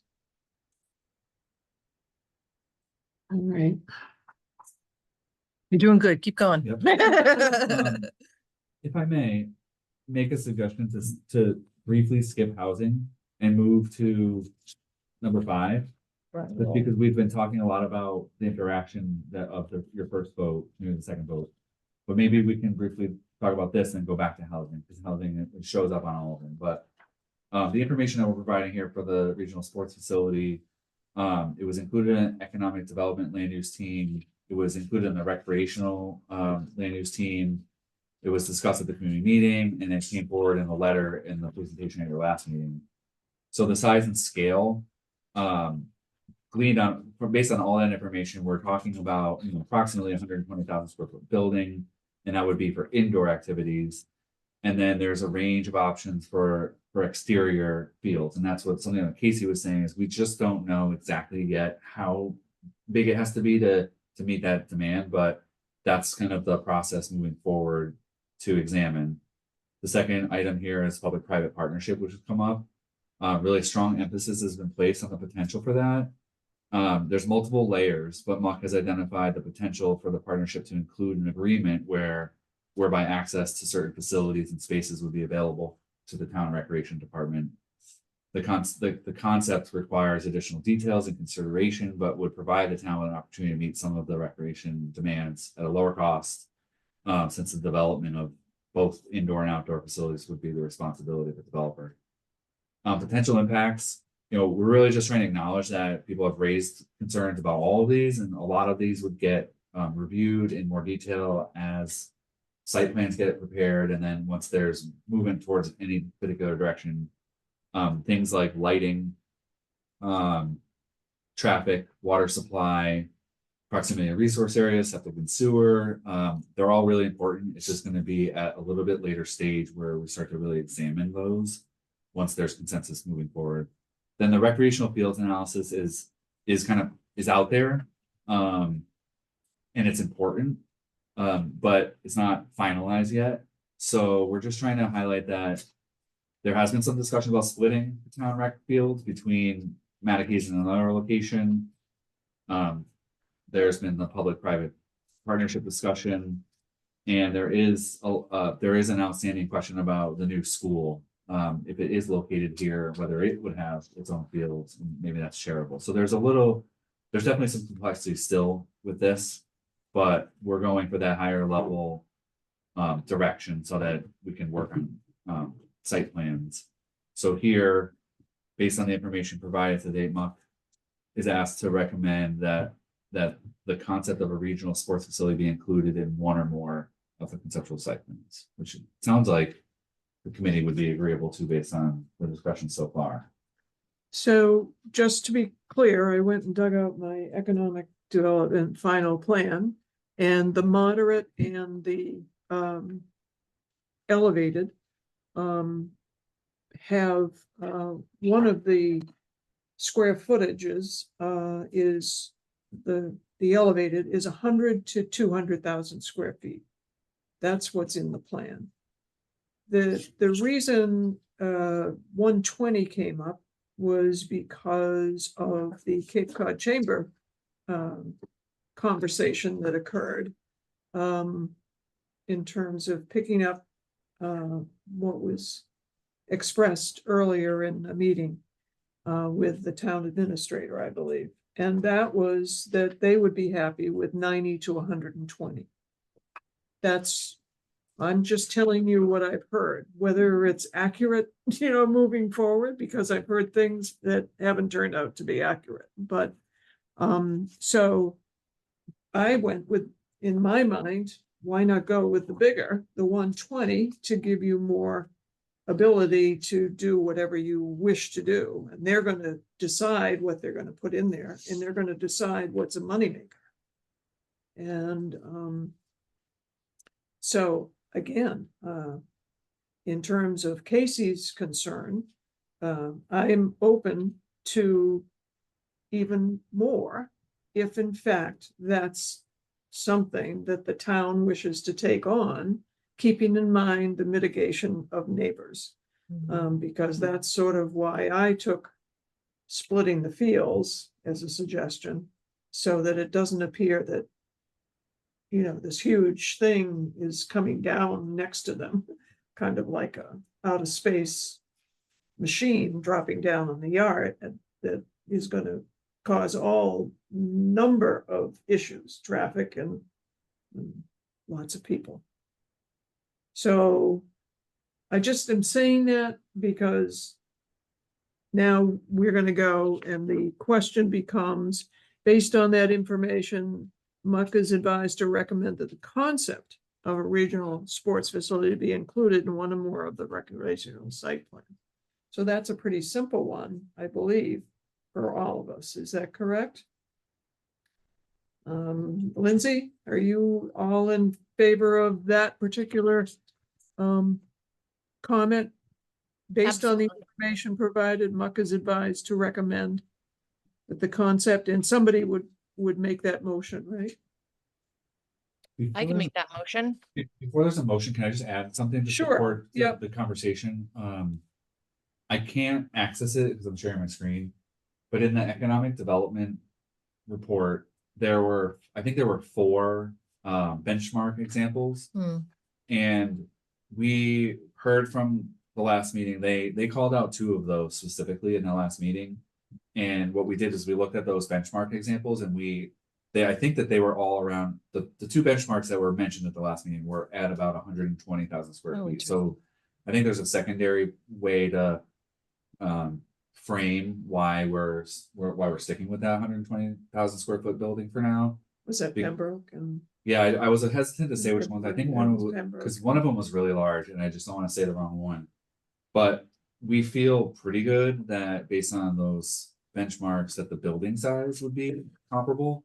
We're not quite sure about the fields and like what would make that competitive for the exterior stuff, but we'll work on that. But I do think that the building size was also referencing the 2 specific benchmarks. So I just wanted to mention them. Thanks. So Lindsay, you want to make the motion? Sure. I motion to approve that some amount of a regional sports facility be included in one or more of the conceptual site plans. Thank you. Is there a second, Casey or Joe? I'll second. Second. All right, Casey's got that as a second. And then any other discussion? And so I'll take a roll call, and I'll start with you, Lindsay. Aye. Joe? Aye. Casey? Aye. Andrew? Aye. I want to call you something else. I don't know why. Aye. Yes. And Barbara and Sharon, yes. Great. And then if I may also make the suggestion, go back to housing at this point. Yes, just yeah, so- oh, everyone absolutely. gets I'm late. fine with that. Yep. So housing, it's on page 5. Using a portion of Mattacheese site was identified as a high priority based on the housing land use team report. It came through the community meeting. And it was input from the community housing committee. So as shown in the bubble diagrams, the site can support housing in multiple locations. Additionally, the site is large enough to support inclusion of housing among other uses. So that was pretty well documented and clear moving through this process. The number of units right now is based on data collected by the housing land use team. And it's expected to include a potential for 60 or more units over an approximately 6 to 8 acre portion of the property.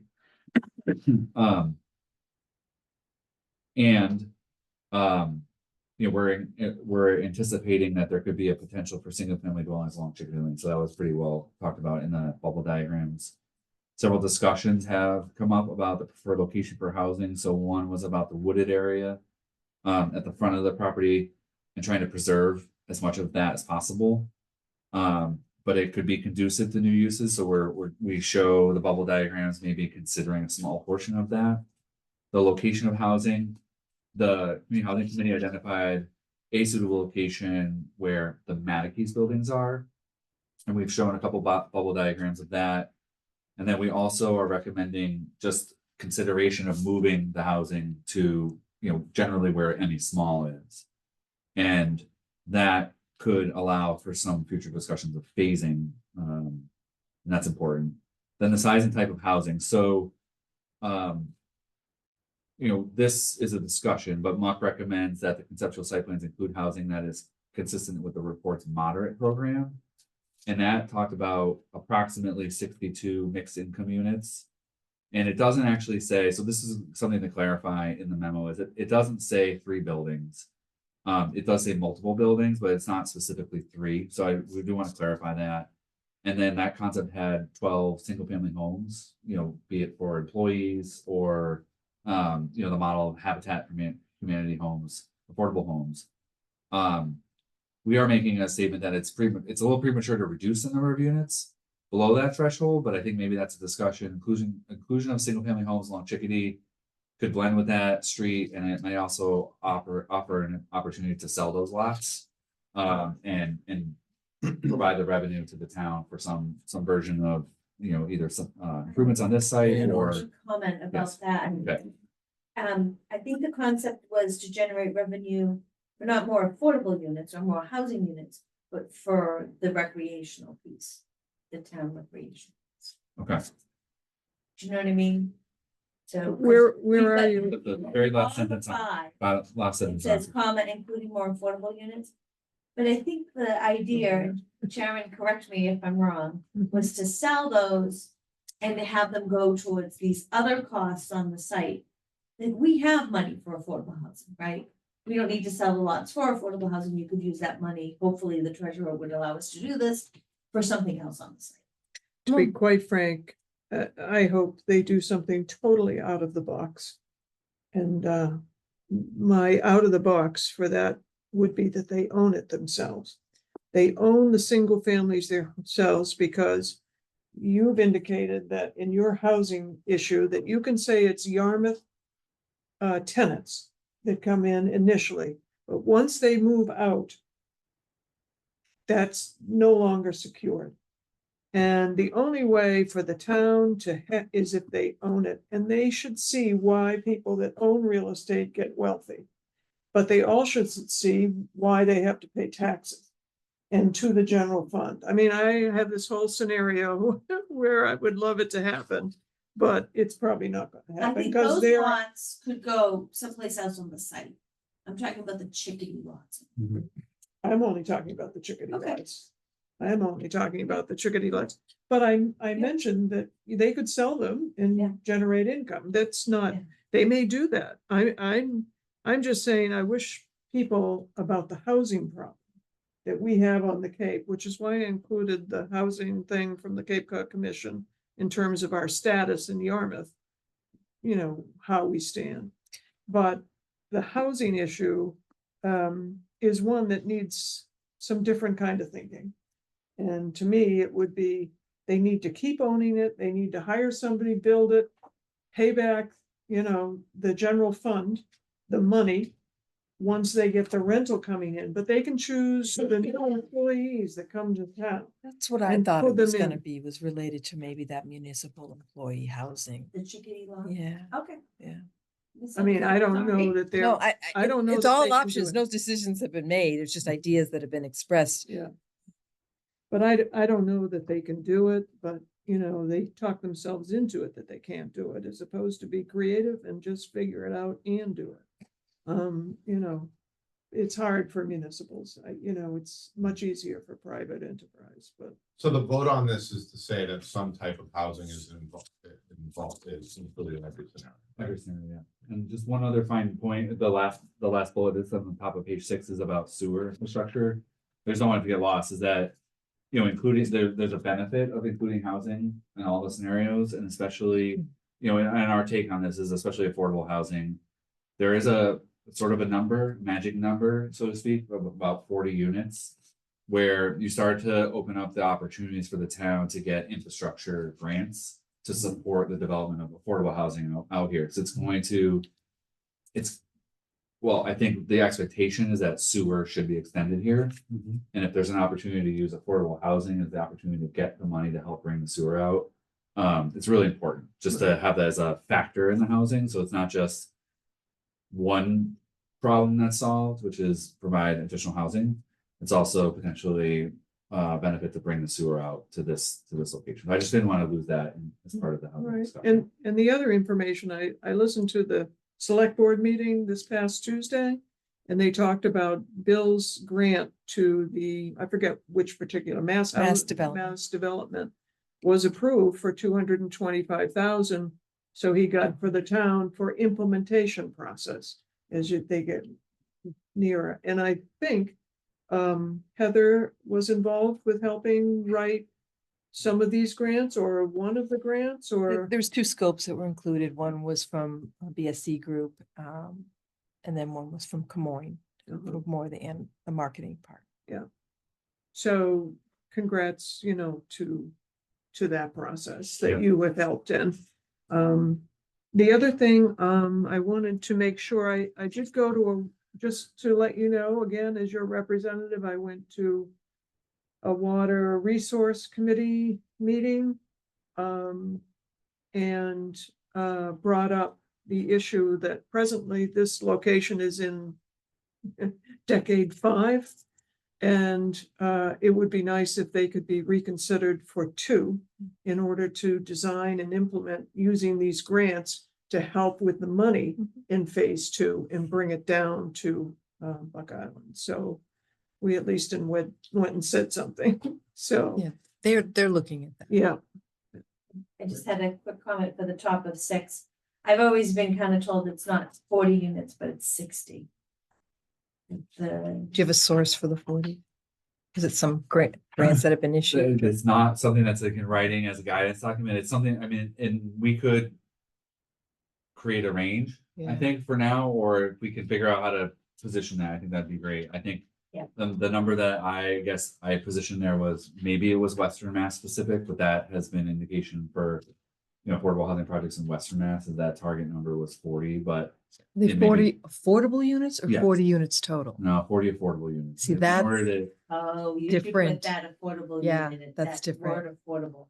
Yeah. In there. especially affordable housing units with at least 4, especially affordable housing with at least 40 units. I tried to. Especially housing. It's just this would be mixed income in some way. So if you're saying you need a minimum of 40 capital A units, then for mixed income, it's going to be more than that. And it might be, yes. And I think you But would I 25 to think that you should 50%. put Yeah. 40 affordable units. Just put that word in. Because But you are taking out including more affordable units at the bottom. You're taking that sentence out, I hope. on page 5, I would strike that. Yeah. Yes, And- the sentence on page 5, yes, yeah, we're gonna correct On that. the site, or other possibilities such as ADUs was also mentioned in terms of those units. I see the way it's written, but I think Adding Be pretty affordable clear. units, Yep, yeah. Yeah. fine. And then I would say at least 40 affordable, Correct, yep, I Yeah. think that, And you were And then- recommending 25 to 50% affordable in your. 25%. Okay. But that would, anyways, That's gonna be good high, information to know. Mhm. But is that something we can recommend something higher than 25%? Not 25%, not to take away 25%. I think But I because mean- we own the properties, we can ask for a mix of income, like Kathy said, some of it being affordable, capital A, affordable, some of it being workforce. Yes. Right? You Yeah. say in your recommendation, 25 to 50% affordable. yeah, and I think we should probably not overemphasize it at this point, but Yeah. I think the point was. With affordable housing on the site, it really increases the chances of being able to get a grant for sewer, so. So can we just say or market rent? I mean, is that also part of this? Oh, you're definitely gonna have. This is market including rate. housing at the site, especially affordable housing of at least 4 affordable units. You're just emphasizing that to promote getting sewer money, you need 40 Yeah, affordable. and I guess, based on where we're at, I would propose that for this purpose that we're at right now is maybe not mention the number of units, but just say, including affordable units for now, because I don't think we want to get anchored into a specific number. So I think that's just a little, so it's just emphasizing that having some affordable housing is going to be essential. Yeah. Yeah. I think at this point, because I don't think we have enough information to actually pin that 40 number Sure, down. right. Okay. So, Sounds good. sorry about that. That's okay. No, that was great. Thank you. So based on that, did you want to So the have other any fine- conversation the about fine the detail housing? here is the moderate in that note, the moderate in quotes, is in the housing land use team, and that has 60, it's about 60 units. 62 rental units Correct. and 6 affordable homes and 6 municipal employee rental. So, units. the target And is so 12, that we can get guidance No. as to what we put Not the on the moderate. concept drawing. And that's really what we're trying to get guidance. And we're just anchoring it with that memo, which exists and has some good detail to it. Right. That's good. Any questions or comments about the housing part? Is everyone okay that it's in every scenario? I'm actually gonna vote no on that. And you don't want sewer to come that way? Has nothing to do with sewer. I don't think we should hamstring ourselves by having to include it. I think we're missing an opportunity. I asked for it last meeting and was shot down about a bubble that's all sports facility. Uh-huh. I think it's, we need to be realistic here, to Lindsay's point, of everyone has these asks and demands and everything, but who's paying for it? And to Casey's point, I think, we need more space for a sports facility. So Okay. it's not that I would vote to have housing or not. It's a separate issue that I think we're hamstringing ourselves by requiring it in every scenario. So with the exception of the school, the only thing you would want to see on the site is sports. One option. One option is, yeah, that's what I asked for last meeting. but Yeah. Was shot down, so. Was that a vote on that or was that, I don't recall. No, No, I answered. I was surprised that if somebody wanted a single. But everybody has a right to their opinion. I think there should be housing along Chickadee, that street, just as a buffer. So I would probably be in favor of having a scenario where housing is included. Mhm. Oh, she went there, she not. So, I would need a motion for Jeff's, purposes. Muck is advised to make a recommendation as to whether a new recreation building, what am I reading? Wrong one. Muck is Slate. advised to recommend that housing of some sort be included in all 3 conceptual site plans. Additionally, Muck has been encouraged by the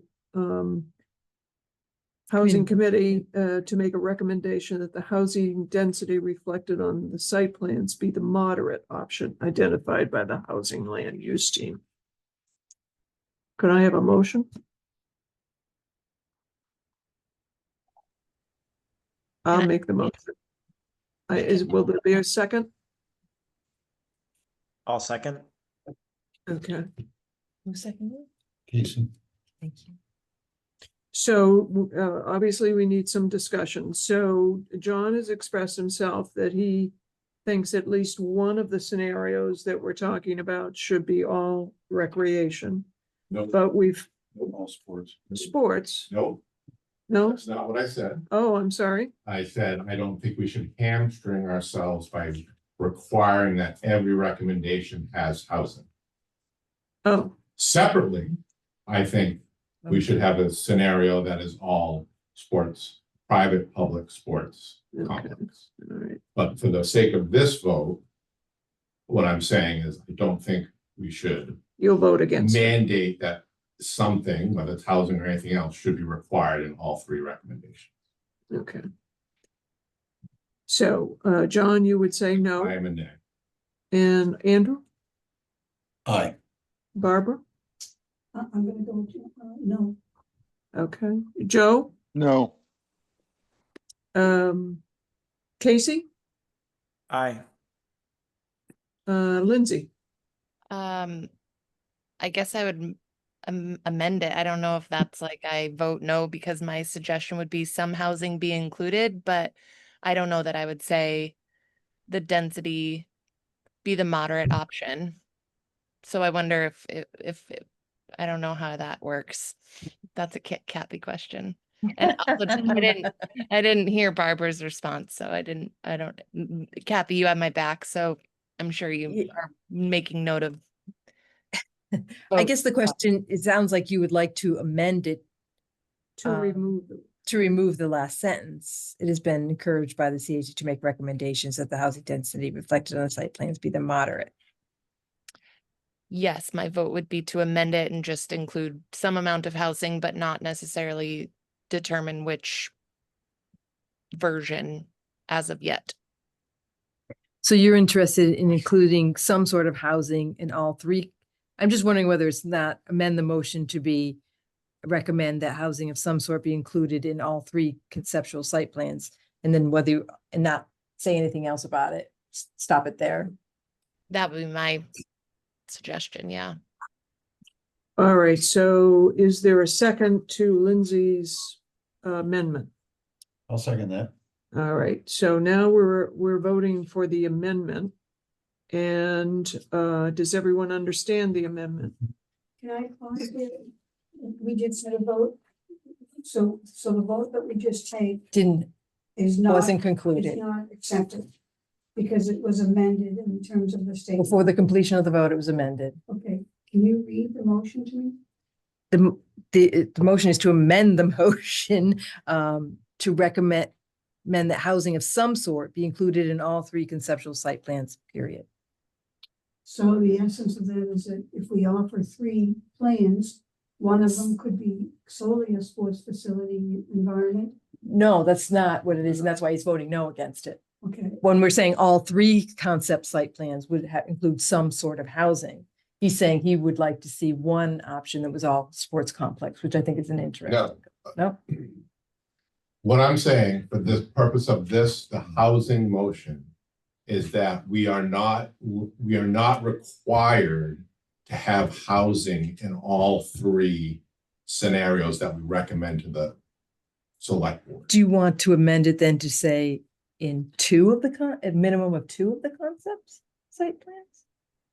Or Can I Yeah. just, Well- it's a question that won't answer it, but it's just another question. So I appreciate the discussion and there's a sense of urgency, obviously, to this vote, but we're just trying to get direction as to, because we are about to draw, like, it's a more labor intensive exercise to draw site plans. Mhm. So just remember that the goal here is to give us guidance as to what to draw on three of the site plans. So if I may just say something, and I don't know if it's gonna actually make sense, because I'm really on the spot thinking about this, but something that Kathy just said would be helpful is, we're trying to help illustrate to not just Muck and the select board, but the community, what this might look like and what fits and how it would take shape on the property. So maybe there's a middle ground somewhere, which is we really think that at least one of these drawings should show the moderate, because we don't know exactly, like there was a diagram included in the memo, but we would all, I think, benefit from having at least one that shows what a moderate level of housing would look like. It opens up opportunities for the others, but and maybe there's the other, we don't exactly know what the other one would be. So we kind of go off on our own to figure that out. But that's our goal with these votes, is to get clarity on which 3 drawings we should do. Correct. So if that's helpful in any way, I think maybe this note in the suggested vote was we anticipated it, but maybe there's a way to split the difference so that we can get guidance on I some things guess to draw. to clarify this, so that I understand what we're voting on, we're gonna make 3 suggestions to the select board. And of those 3 selections, recommendations, one of them would simply be a sports facility only. That's it. No, We no haven't, housing. we gotten haven't that decided far. that. We haven't gotten If that you, far. I would You- vote yes it's just, we need to be, in my opinion, we need to be consistent, right? So we said at least 1 recommendation with recreation. I would vote yes if you said at least 1 recommendation with housing.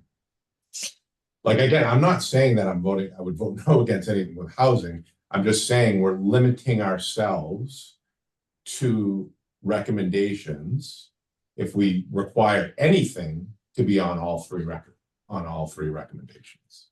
That's my. Do your But- concept plans go to the select board on the 4th? No, No, okay. We no. would want to know from the select board if they would even consider something without housing.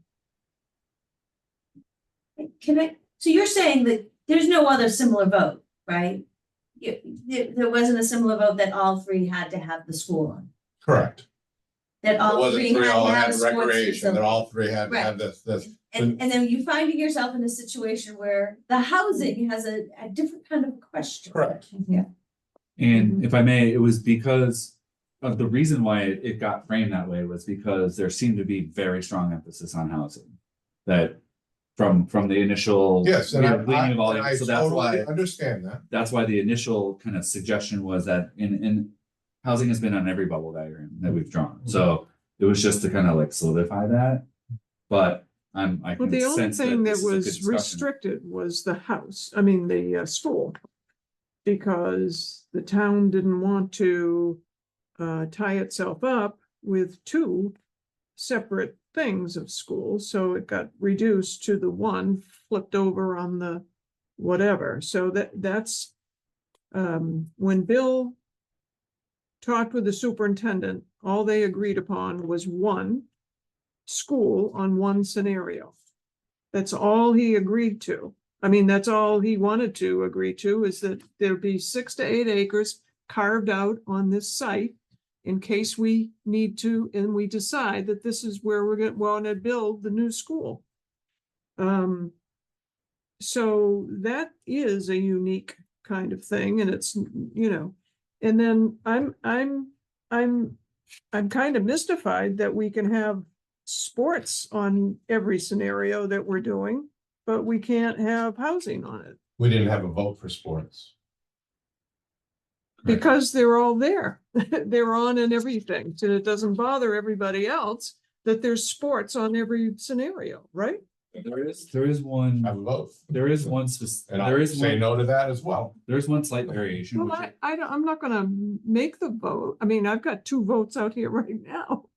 So, just to be clear on the sports, those, I think it's obviously really important. right, One of them was town recreational facility. right. So it was town owned, town funded, and town managed.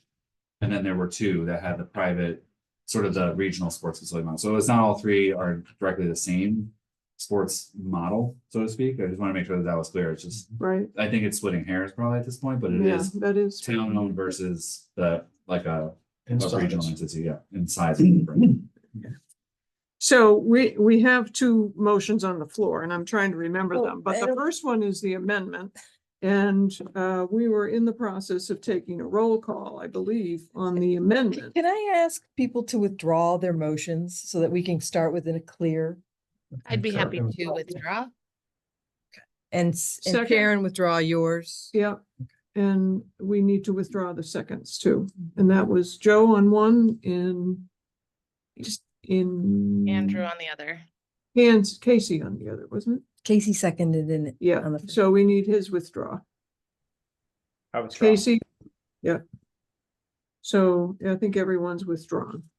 So now what do you want to do? I have no idea. It's getting so late. I'm getting blurry eyed. No, I think that there's something, it doesn't have to be unanimous, right? And this is just to kind of get the guidance, Right, the idea of this housing discussion happening now, it would also be the opportunity to bounce it off the select board, to talk to them about how. right. I would just make the motion that Lindsay had. Which one? Well, we're not making it, but could you tell me what? Linda Yes, made?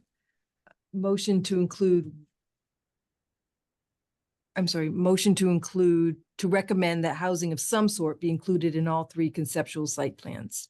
Right. And I think what would be really helpful for us, if the committee would be willing to entertain it, is that at least one of them have moderate. Because otherwise, I think we're going to bring forward concept plans that I guess we are going to arbitrarily make a decision as to what gets shown. And that's the guidance that I'm hoping to get from the committee. So Well, we can take a Let them go through that vote. Motion first and then bring that up. Yeah, I think we'll do that. So at least we have a consensus about something, and then it may be your Fine. thing to decide, or it may be our thing to decide. So, Lindsay, would you like to make that motion again? Sure, I move that we recommend that housing of some sort be included in all 3 conceptual site plans, period. Okay, is there a second?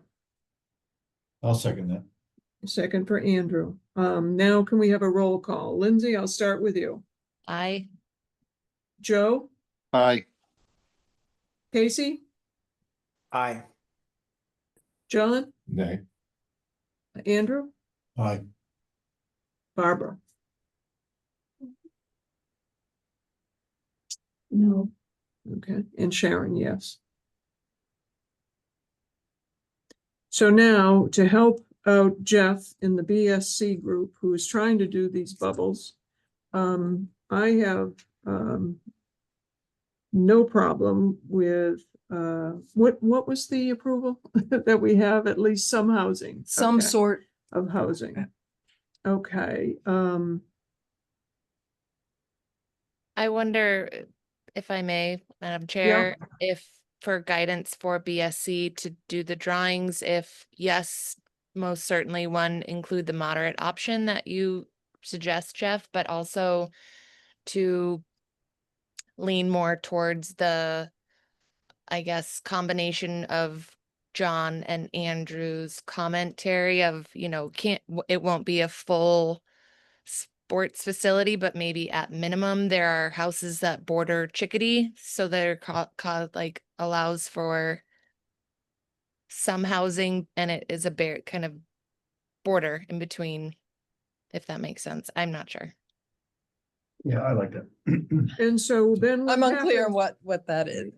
Well, I didn't mean that to be, it wasn't a motion, it was just a comment. Right. Yeah, it was just me saying like, make one that's moderate, and then if we want to, accommodate for the people who were not looking for necessarily all housing, housing to be included on all of the options, that you present one that would be a more minimal housing option, but includes the housing. I don't know. I'll be quiet. Well, I like that because the Chickadee owners maybe it's the north side. It's residential. If you do that on the Mattacheese side, you have a buffer and it looks like a neighborhood. But if you don't have that, it's just another, like a commercial butting up against it. I mean, I see both perspectives and I think housing is important, but if we're gonna present some ideas, I guess I would agree with John. I don't wanna be hamstrung knowing that if this is what we're gonna propose, a regional sports facility, then that should be what we propose, or suggest as one of our ideas. And another idea could be a smaller version of a sports facility with housing. So, and ultimately, the select board is going to make that decision as to what's gonna go on that piece of land.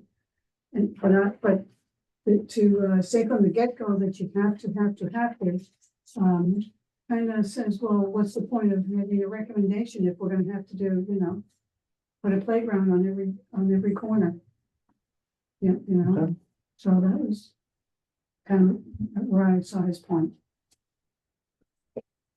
Well, I just think there's such a need for housing in this town that every scenario should have a moderate in there. I don't think that should be, and I would be very surprised if the people on the Board of Selectmen think anything less. But I could be surprised.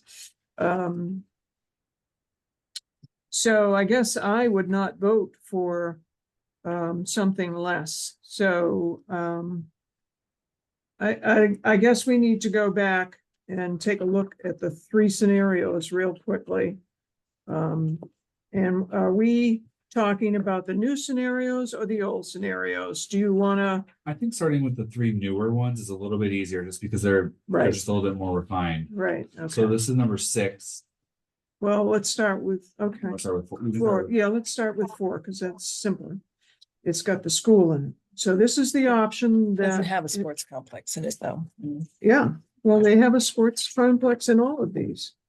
Just like they should with housing. I mean, And I think we have to have one with the school. It was kind of dictated from the beginning. right, There isn't, if you don't mind, so this one with the school is matched with a town-owned recreational facility, which is intended to be smaller scale. So this is not the regional, it's not a revenue generator, and it's presumed to be less traffic and less people visiting. We did have a general observation that presenting a school with a regional sports facility could be too much.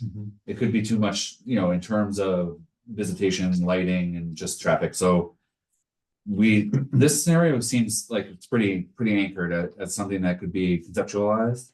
It's kind of really moving from here. What does the committee do next after this one? okay, so 4 is acceptable because you see moderate being in this particular one, if the school. So is this the one moderate that Lindsay was talking about? I think it serves our purpose. We just want to help. We just want to be able to help by illustrating what a moderate design layout might look like. Right, so we're gonna leave this one the way it is. Pretty much, yes, essentially like Like this. that, okay, so now we're gonna go to 5. So now you want to take out the housing block. And what do you want to do there? Leave it empty or, make the 120,000 square foot facility bigger? Or do you want to add more fields? Or what else do you want to add? If you're taking away the housing with 6 to 8 acres. What is it that you want to add to make this great? A great scenario, just that, so it's empty land and we'll just keep it that way? I thought it was to make it a sports complex and add more fields. Well, you're talking about taking out this. Yeah. Moderate housing. Yeah, the chunk, the big one. And it would need more fields and, Correct. or another facility, whether that be another gym or indoor soccer, whatever the case may be. It would look a little bit more like scenario 3. Right. Knowing that scenario 3 still has housing and it had the gym, but you would potentially add in at least one more multi-use field. You could add in at least a larger softball field. So those are the two things so the larger ball field and We're in 5, right? Now, I'm floating between 3, which was an earlier one, and 5. I think if you took, now that you're required to have the housing, I think if you took 3, and I think Andrew's, from my perspective, Andrew's point about Chickadee Lane is a good one as a buffer, right? That. So the housing would be along Chickadee, and Chickadee then and the rest of the site would be. Again, that's my humble opinion.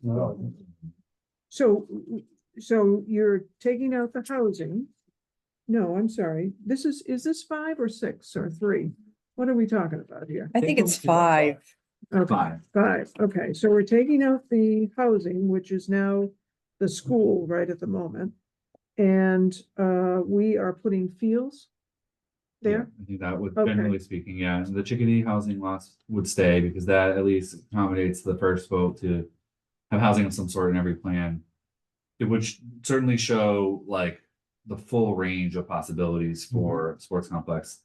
Again, we don't really know what is actually hoped for or necessary, but we would use most of that space for that. We could enlarge buffers, and this is where the conceptual design plans would come in, and so there would be probably increased buffers.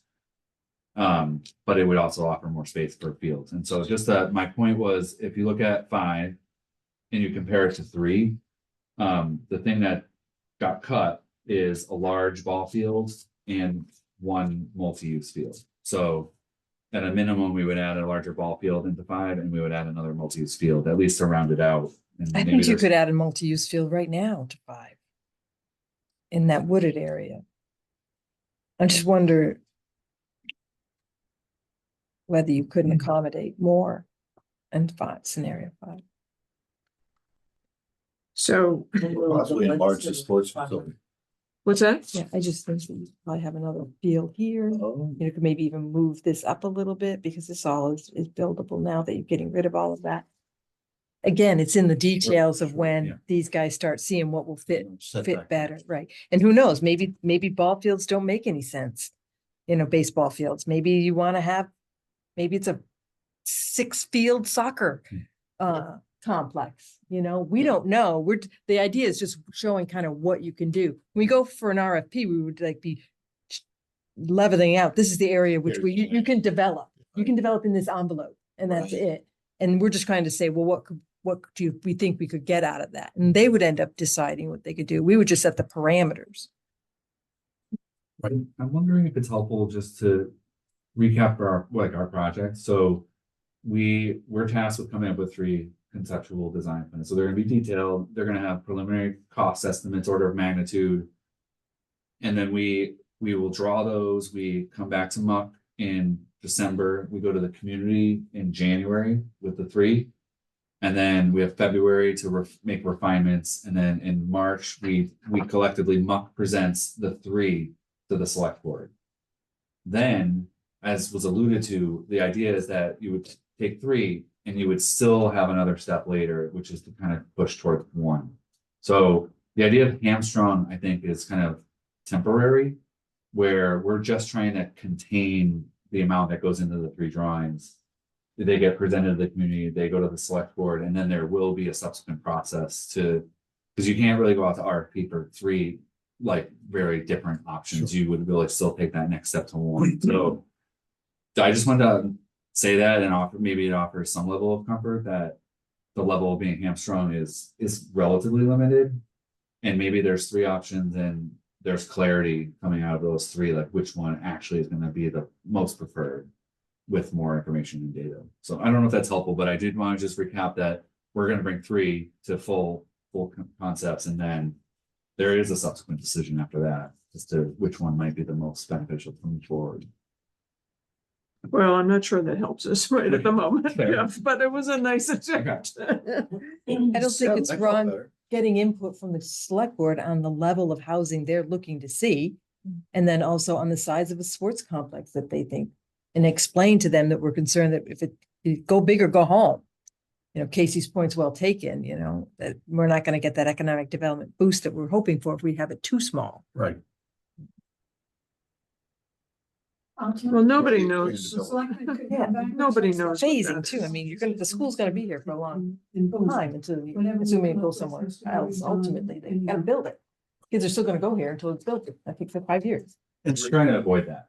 Barbara said that they could just unravel it all, but we're trying to get at least a consensus with this group presented to the, for initial feedback so that we can then like really get into the drawings with some sense that there's been some discussion with it. It's important to put in the memo specific asks you have of the select board. If you want input on, would you feel comfortable, you know, with more sports complex or whatever those things that you're looking for?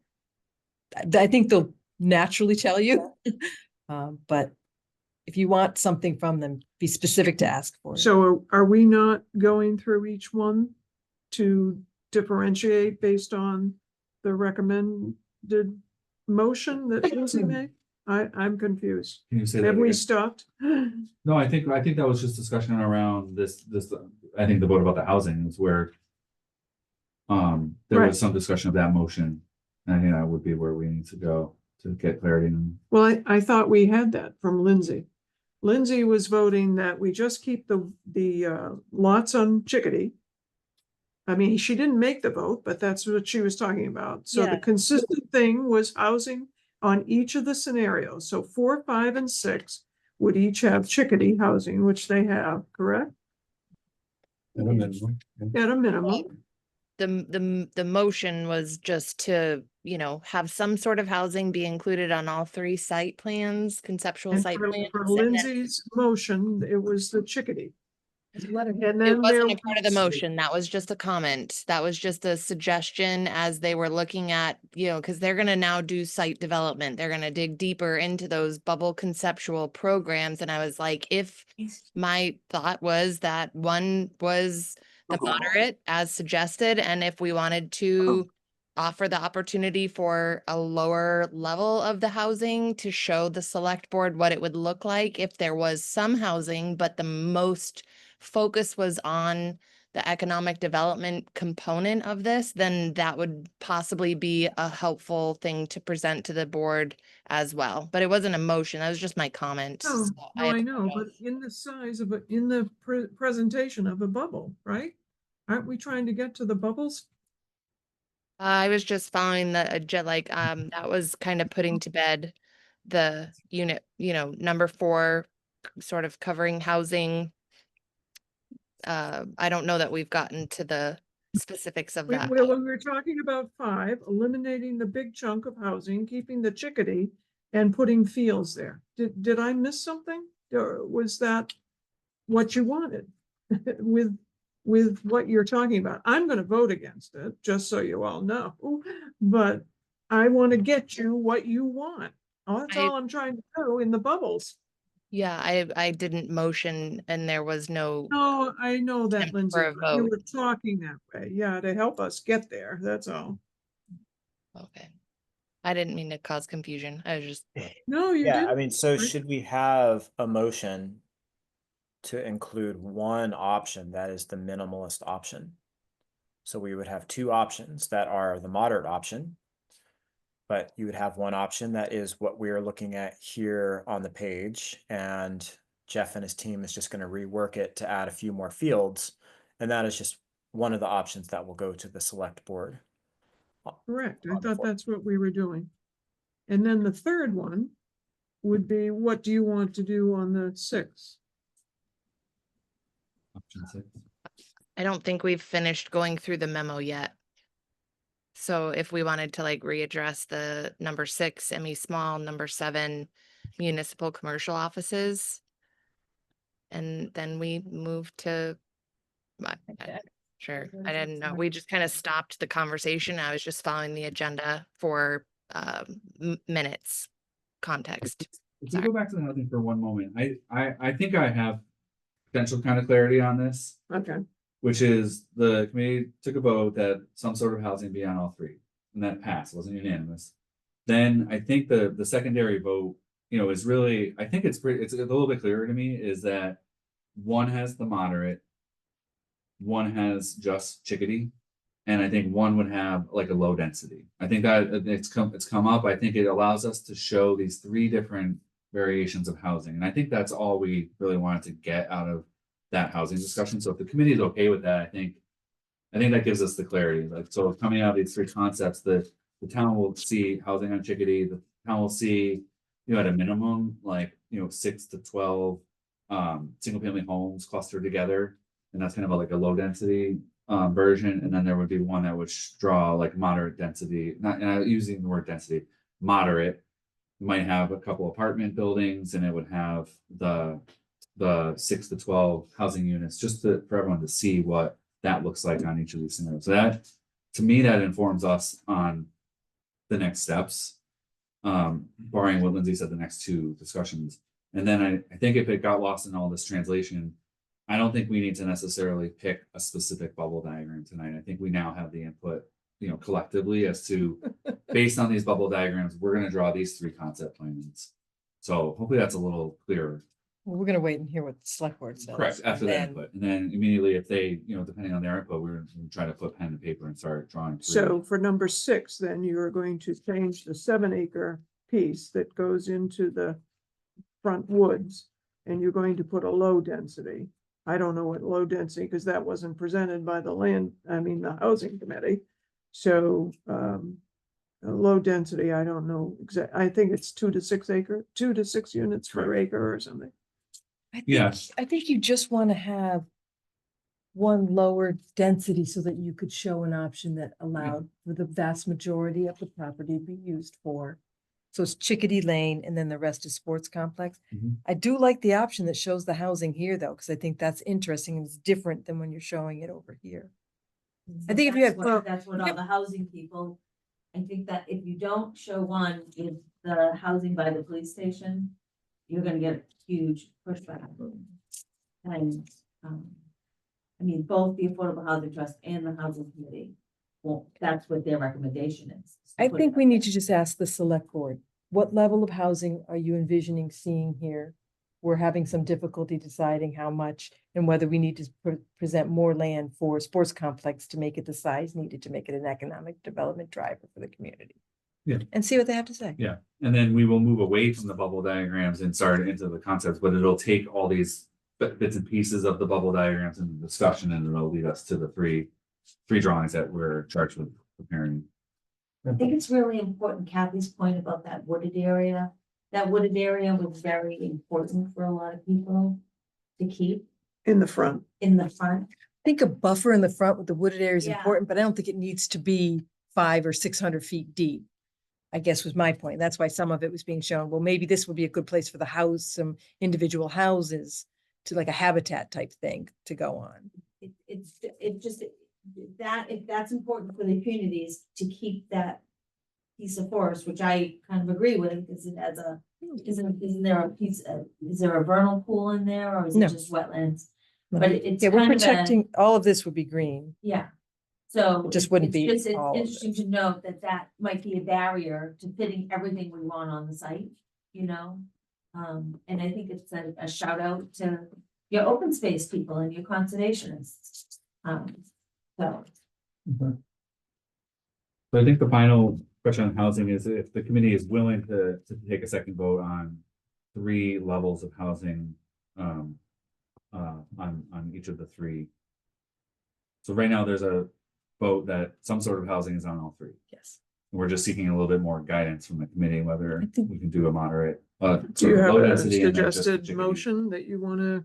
I don't know whether you want to hamstring yourself down to those things right now. Okay. I think you want to get some input from the select board on, if we say moderate and low, and they're like, no, we want at least what the community housing committee listed as their moderate on at least 2 of them, that gives us some input.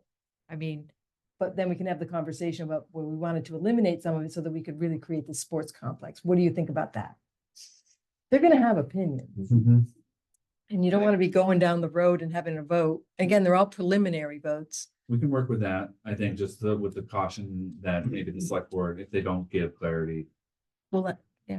Okay. Yes. All right. We got it. So we will just stick with some sort of housing in all 3 with an understanding of the ideas, and then we'll get some input hopefully on November 3rd. Yeah. Okay. And specifically put in the memo that, we're looking for some guidance. Well, maybe we need to specify that for sure in terms of when in the first page where you indicate that you're looking for guidance, not a vote. Mhm. But that and I noticed when the library was there, they went down and everybody on the board gave an opinion. Good. So, Okay. Great. Hmm. 6 and 7 should be a little more straightforward. We tackled all the hard ones. So I'm scrolling to page 7. Emmy Small. So the school district wrote a letter. It's on record. It was part of Muck's kind of like initial discussions. The ask is really based on the information provided that Muck is advised to recommend that a new elementary school be included in one of the concept plans. We've talked about that a lot. I don't think we're going to Show specifically anything. draw out what a school will look like, but we're gonna hold that space. Timeline, it's just important to note that the town's is gonna be beginning the MSBA process, and that's expected to maybe take a year. starting in January. So this is gonna be an outstanding kind of question for a little while. And then we did make the note about compatible uses and just trying to show that we think that the school combined with this kind of town recreational level of sports facilities is probably the most likely scenario that would match together and be compatible. So I think with that, that kind of summarizes the any small discussion. So did you want to go through municipal? Well,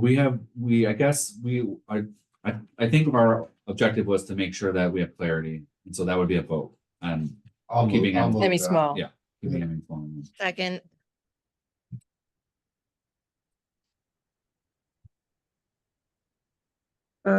We need a roll call, so start up by Lindsay, I, Casey, Aye.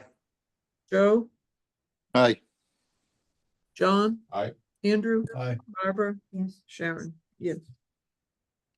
Great. And then the final one, at least in terms of what I was expecting to cover, is the municipal and / commercial offices, just basically the idea of converting the Mattacheese school building into offices. We talked a lot about it at the beginning. Estimated cost to convert it to offices is 40, and actually I should say this is offices and converting the gymnasium. It's kind of converting the whole building to offices and the gymnasium, but that's $47 million for just the offices, and a total of 55 million if you include renovating the gym and everything together. So we had talked about this at one other point, which is where I came up with this preliminary discussions with Muck reveal limited interest in this scenario. There is a memo from the assistant town administrator that really indicates that the only potential service that could move to Mattacheese is really town hall. And then through this memo, we're identifying the conversation with the architect was that if the Mattacheese school buildings were converted to office, it would be much larger than is necessary for town offices. And so just kind of taking that in totality, it just doesn't seem like the highest and best use to continue to vet as part of the process. And so that's the request is, confirming that this group is okay with not having that be part of the concept plans. That No municipal services. I mean, considering we all agreed to demolish. the Correct, yes. Agreed. So, very good point. A little detail. We didn't know how you were gonna vote on that, so. Sure, for sure. So, based on that, do you want to vote? We've I think the reached a vote is that you're not- consensus as to whether renovation or existing. I think it's So- that you're not gonna move No. municipal services to the site. I will move that. Second, somewhere? I'll second that. Lindsay, I'm gonna start with you again. I, Joe, Aye. Casey, Aye. John, Aye. Andrew, Aye. Barbara? Yes. Yes, Sharon. All right, Good work.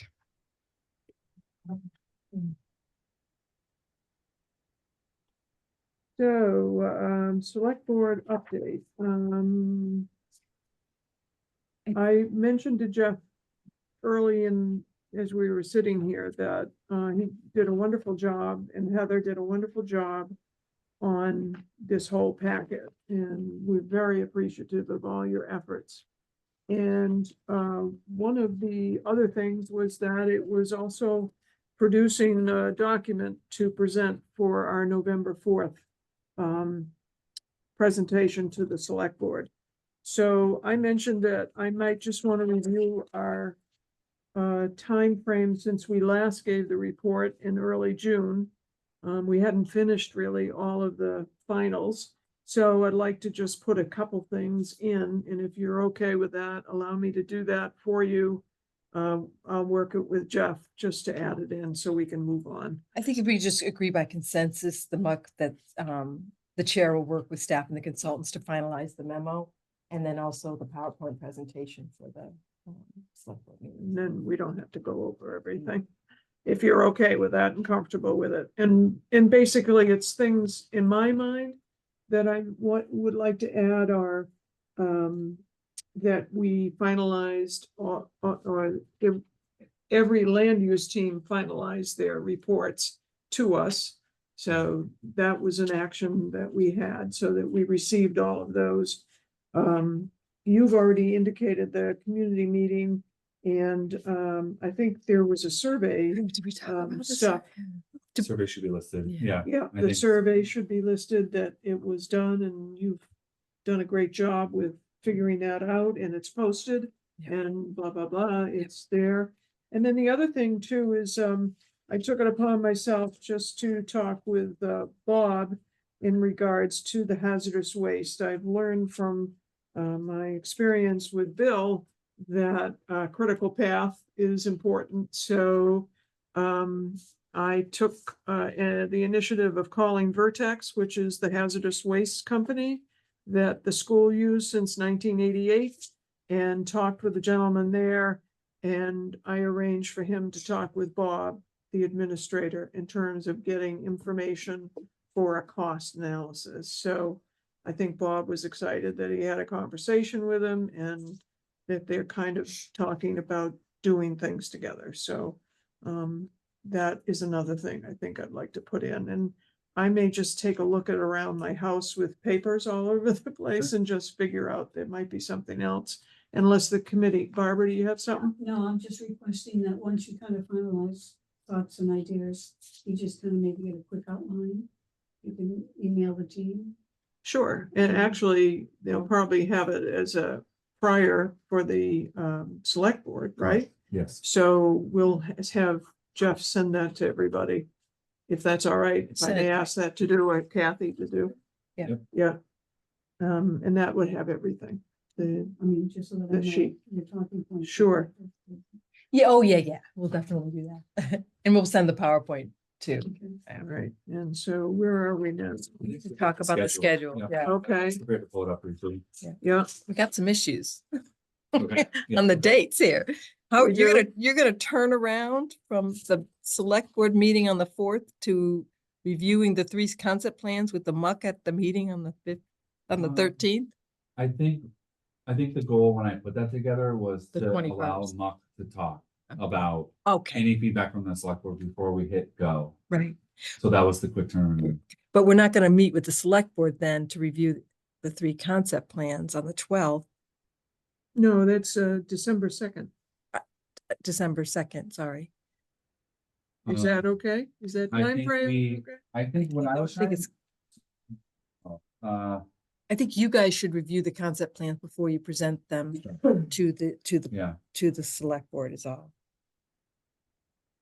And the timing doesn't work very well because your meeting in December is on the 11th. And then the next select board meeting in December would be on the 16th. It's really, Okay. it's not possible Yeah. because of the Thursday. I guess the big question is whether, so we will get initial feedback from the select board on the 4th of November, and then Michael can debrief on that, talk, make sure we have the final direction, and then I maybe we do not go to the select board before the Right. community meeting. Whether that's. Right, How long do you think it's going to take you from the meeting on the It's 13th gonna take us all that time, so I think like we're gonna need until, the 12/11? and we won't have finalized drawings for the 11th. We'll have an outline of what we're showing, but it won't have like trees and details at that point. We'll need to work through that until the January 8th meeting. We would kind of have like the final concept plans. That's our target to So present community meeting. is there, I just feel like the select board need to see the concept plans. Before the community meeting. That's a question. I just don't, yeah. That's what we were trying to do. And we were hoping to make it the meeting on October 21st, but that was booked full, so we got bumped to the 4th, and it kind of throws off the schedule a little bit. Yeah.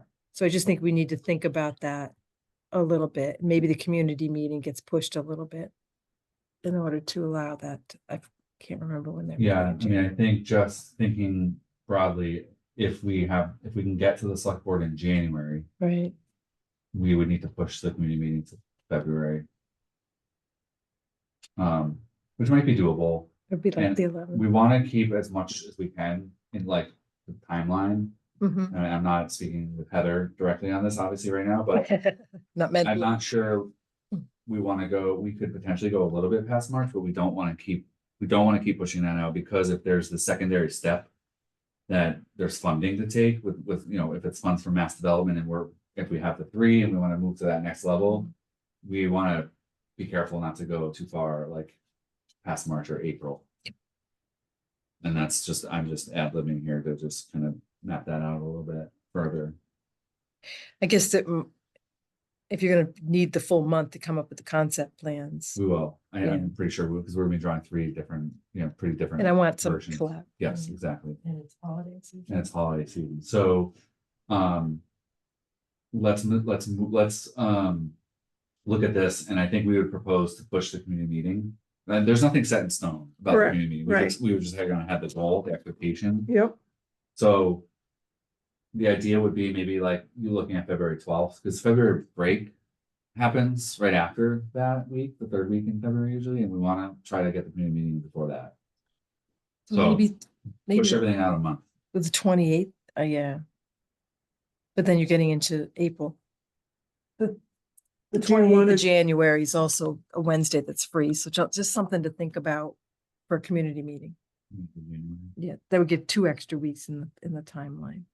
I don't know when I don't remember the select board meeting in January. is the community meeting now on a Wednesday? Is that your preference for a Wednesday or? Wednesdays are good because the hearing room's free every other Wednesday, the 2nd and 4th, because planning board has it the Okay. 1st and 3rd. I still don't think January 28th It's is too- enough if we're too soon. gonna present something to the select board and be able to incorporate any feedback from them, then we wouldn't want to do that. So I think we're looking to February, and we would want to do it before February break. Yep.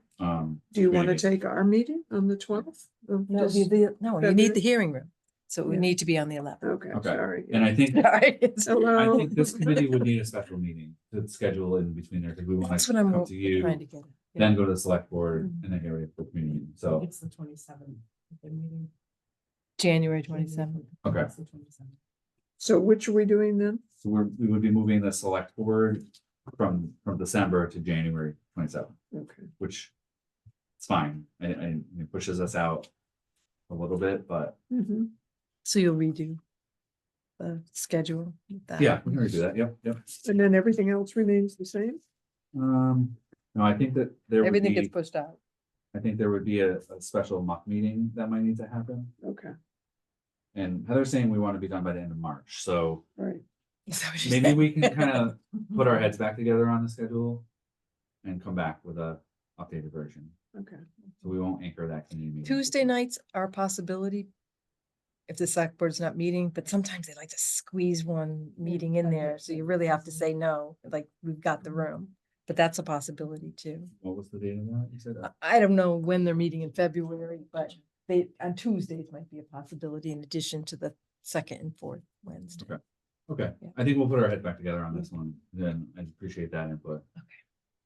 Excellent. all right. And I keep losing my agenda.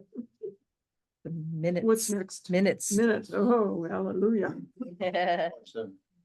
27th is first? Yep, January All 27th. right, so do I have any comments about the 27th? Is any corrections or anything like that? So could I have a motion to accept the minutes, the January 27th, I make a motion 2025, To accept the minutes for January 27th. 2025? And is there a second?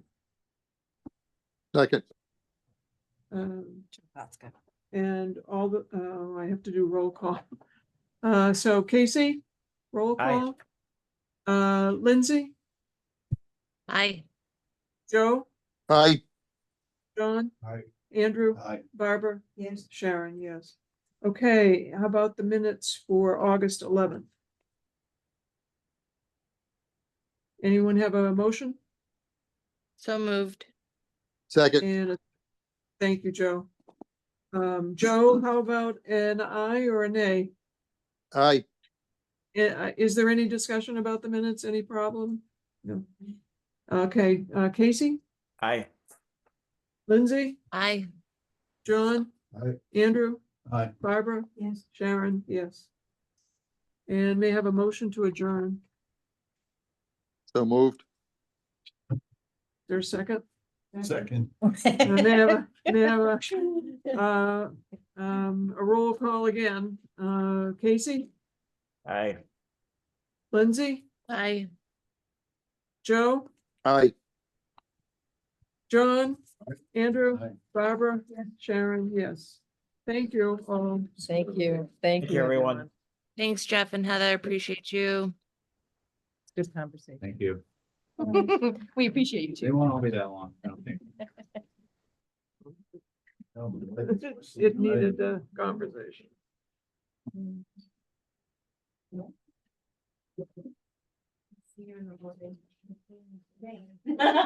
Thanks, Megan, for coming.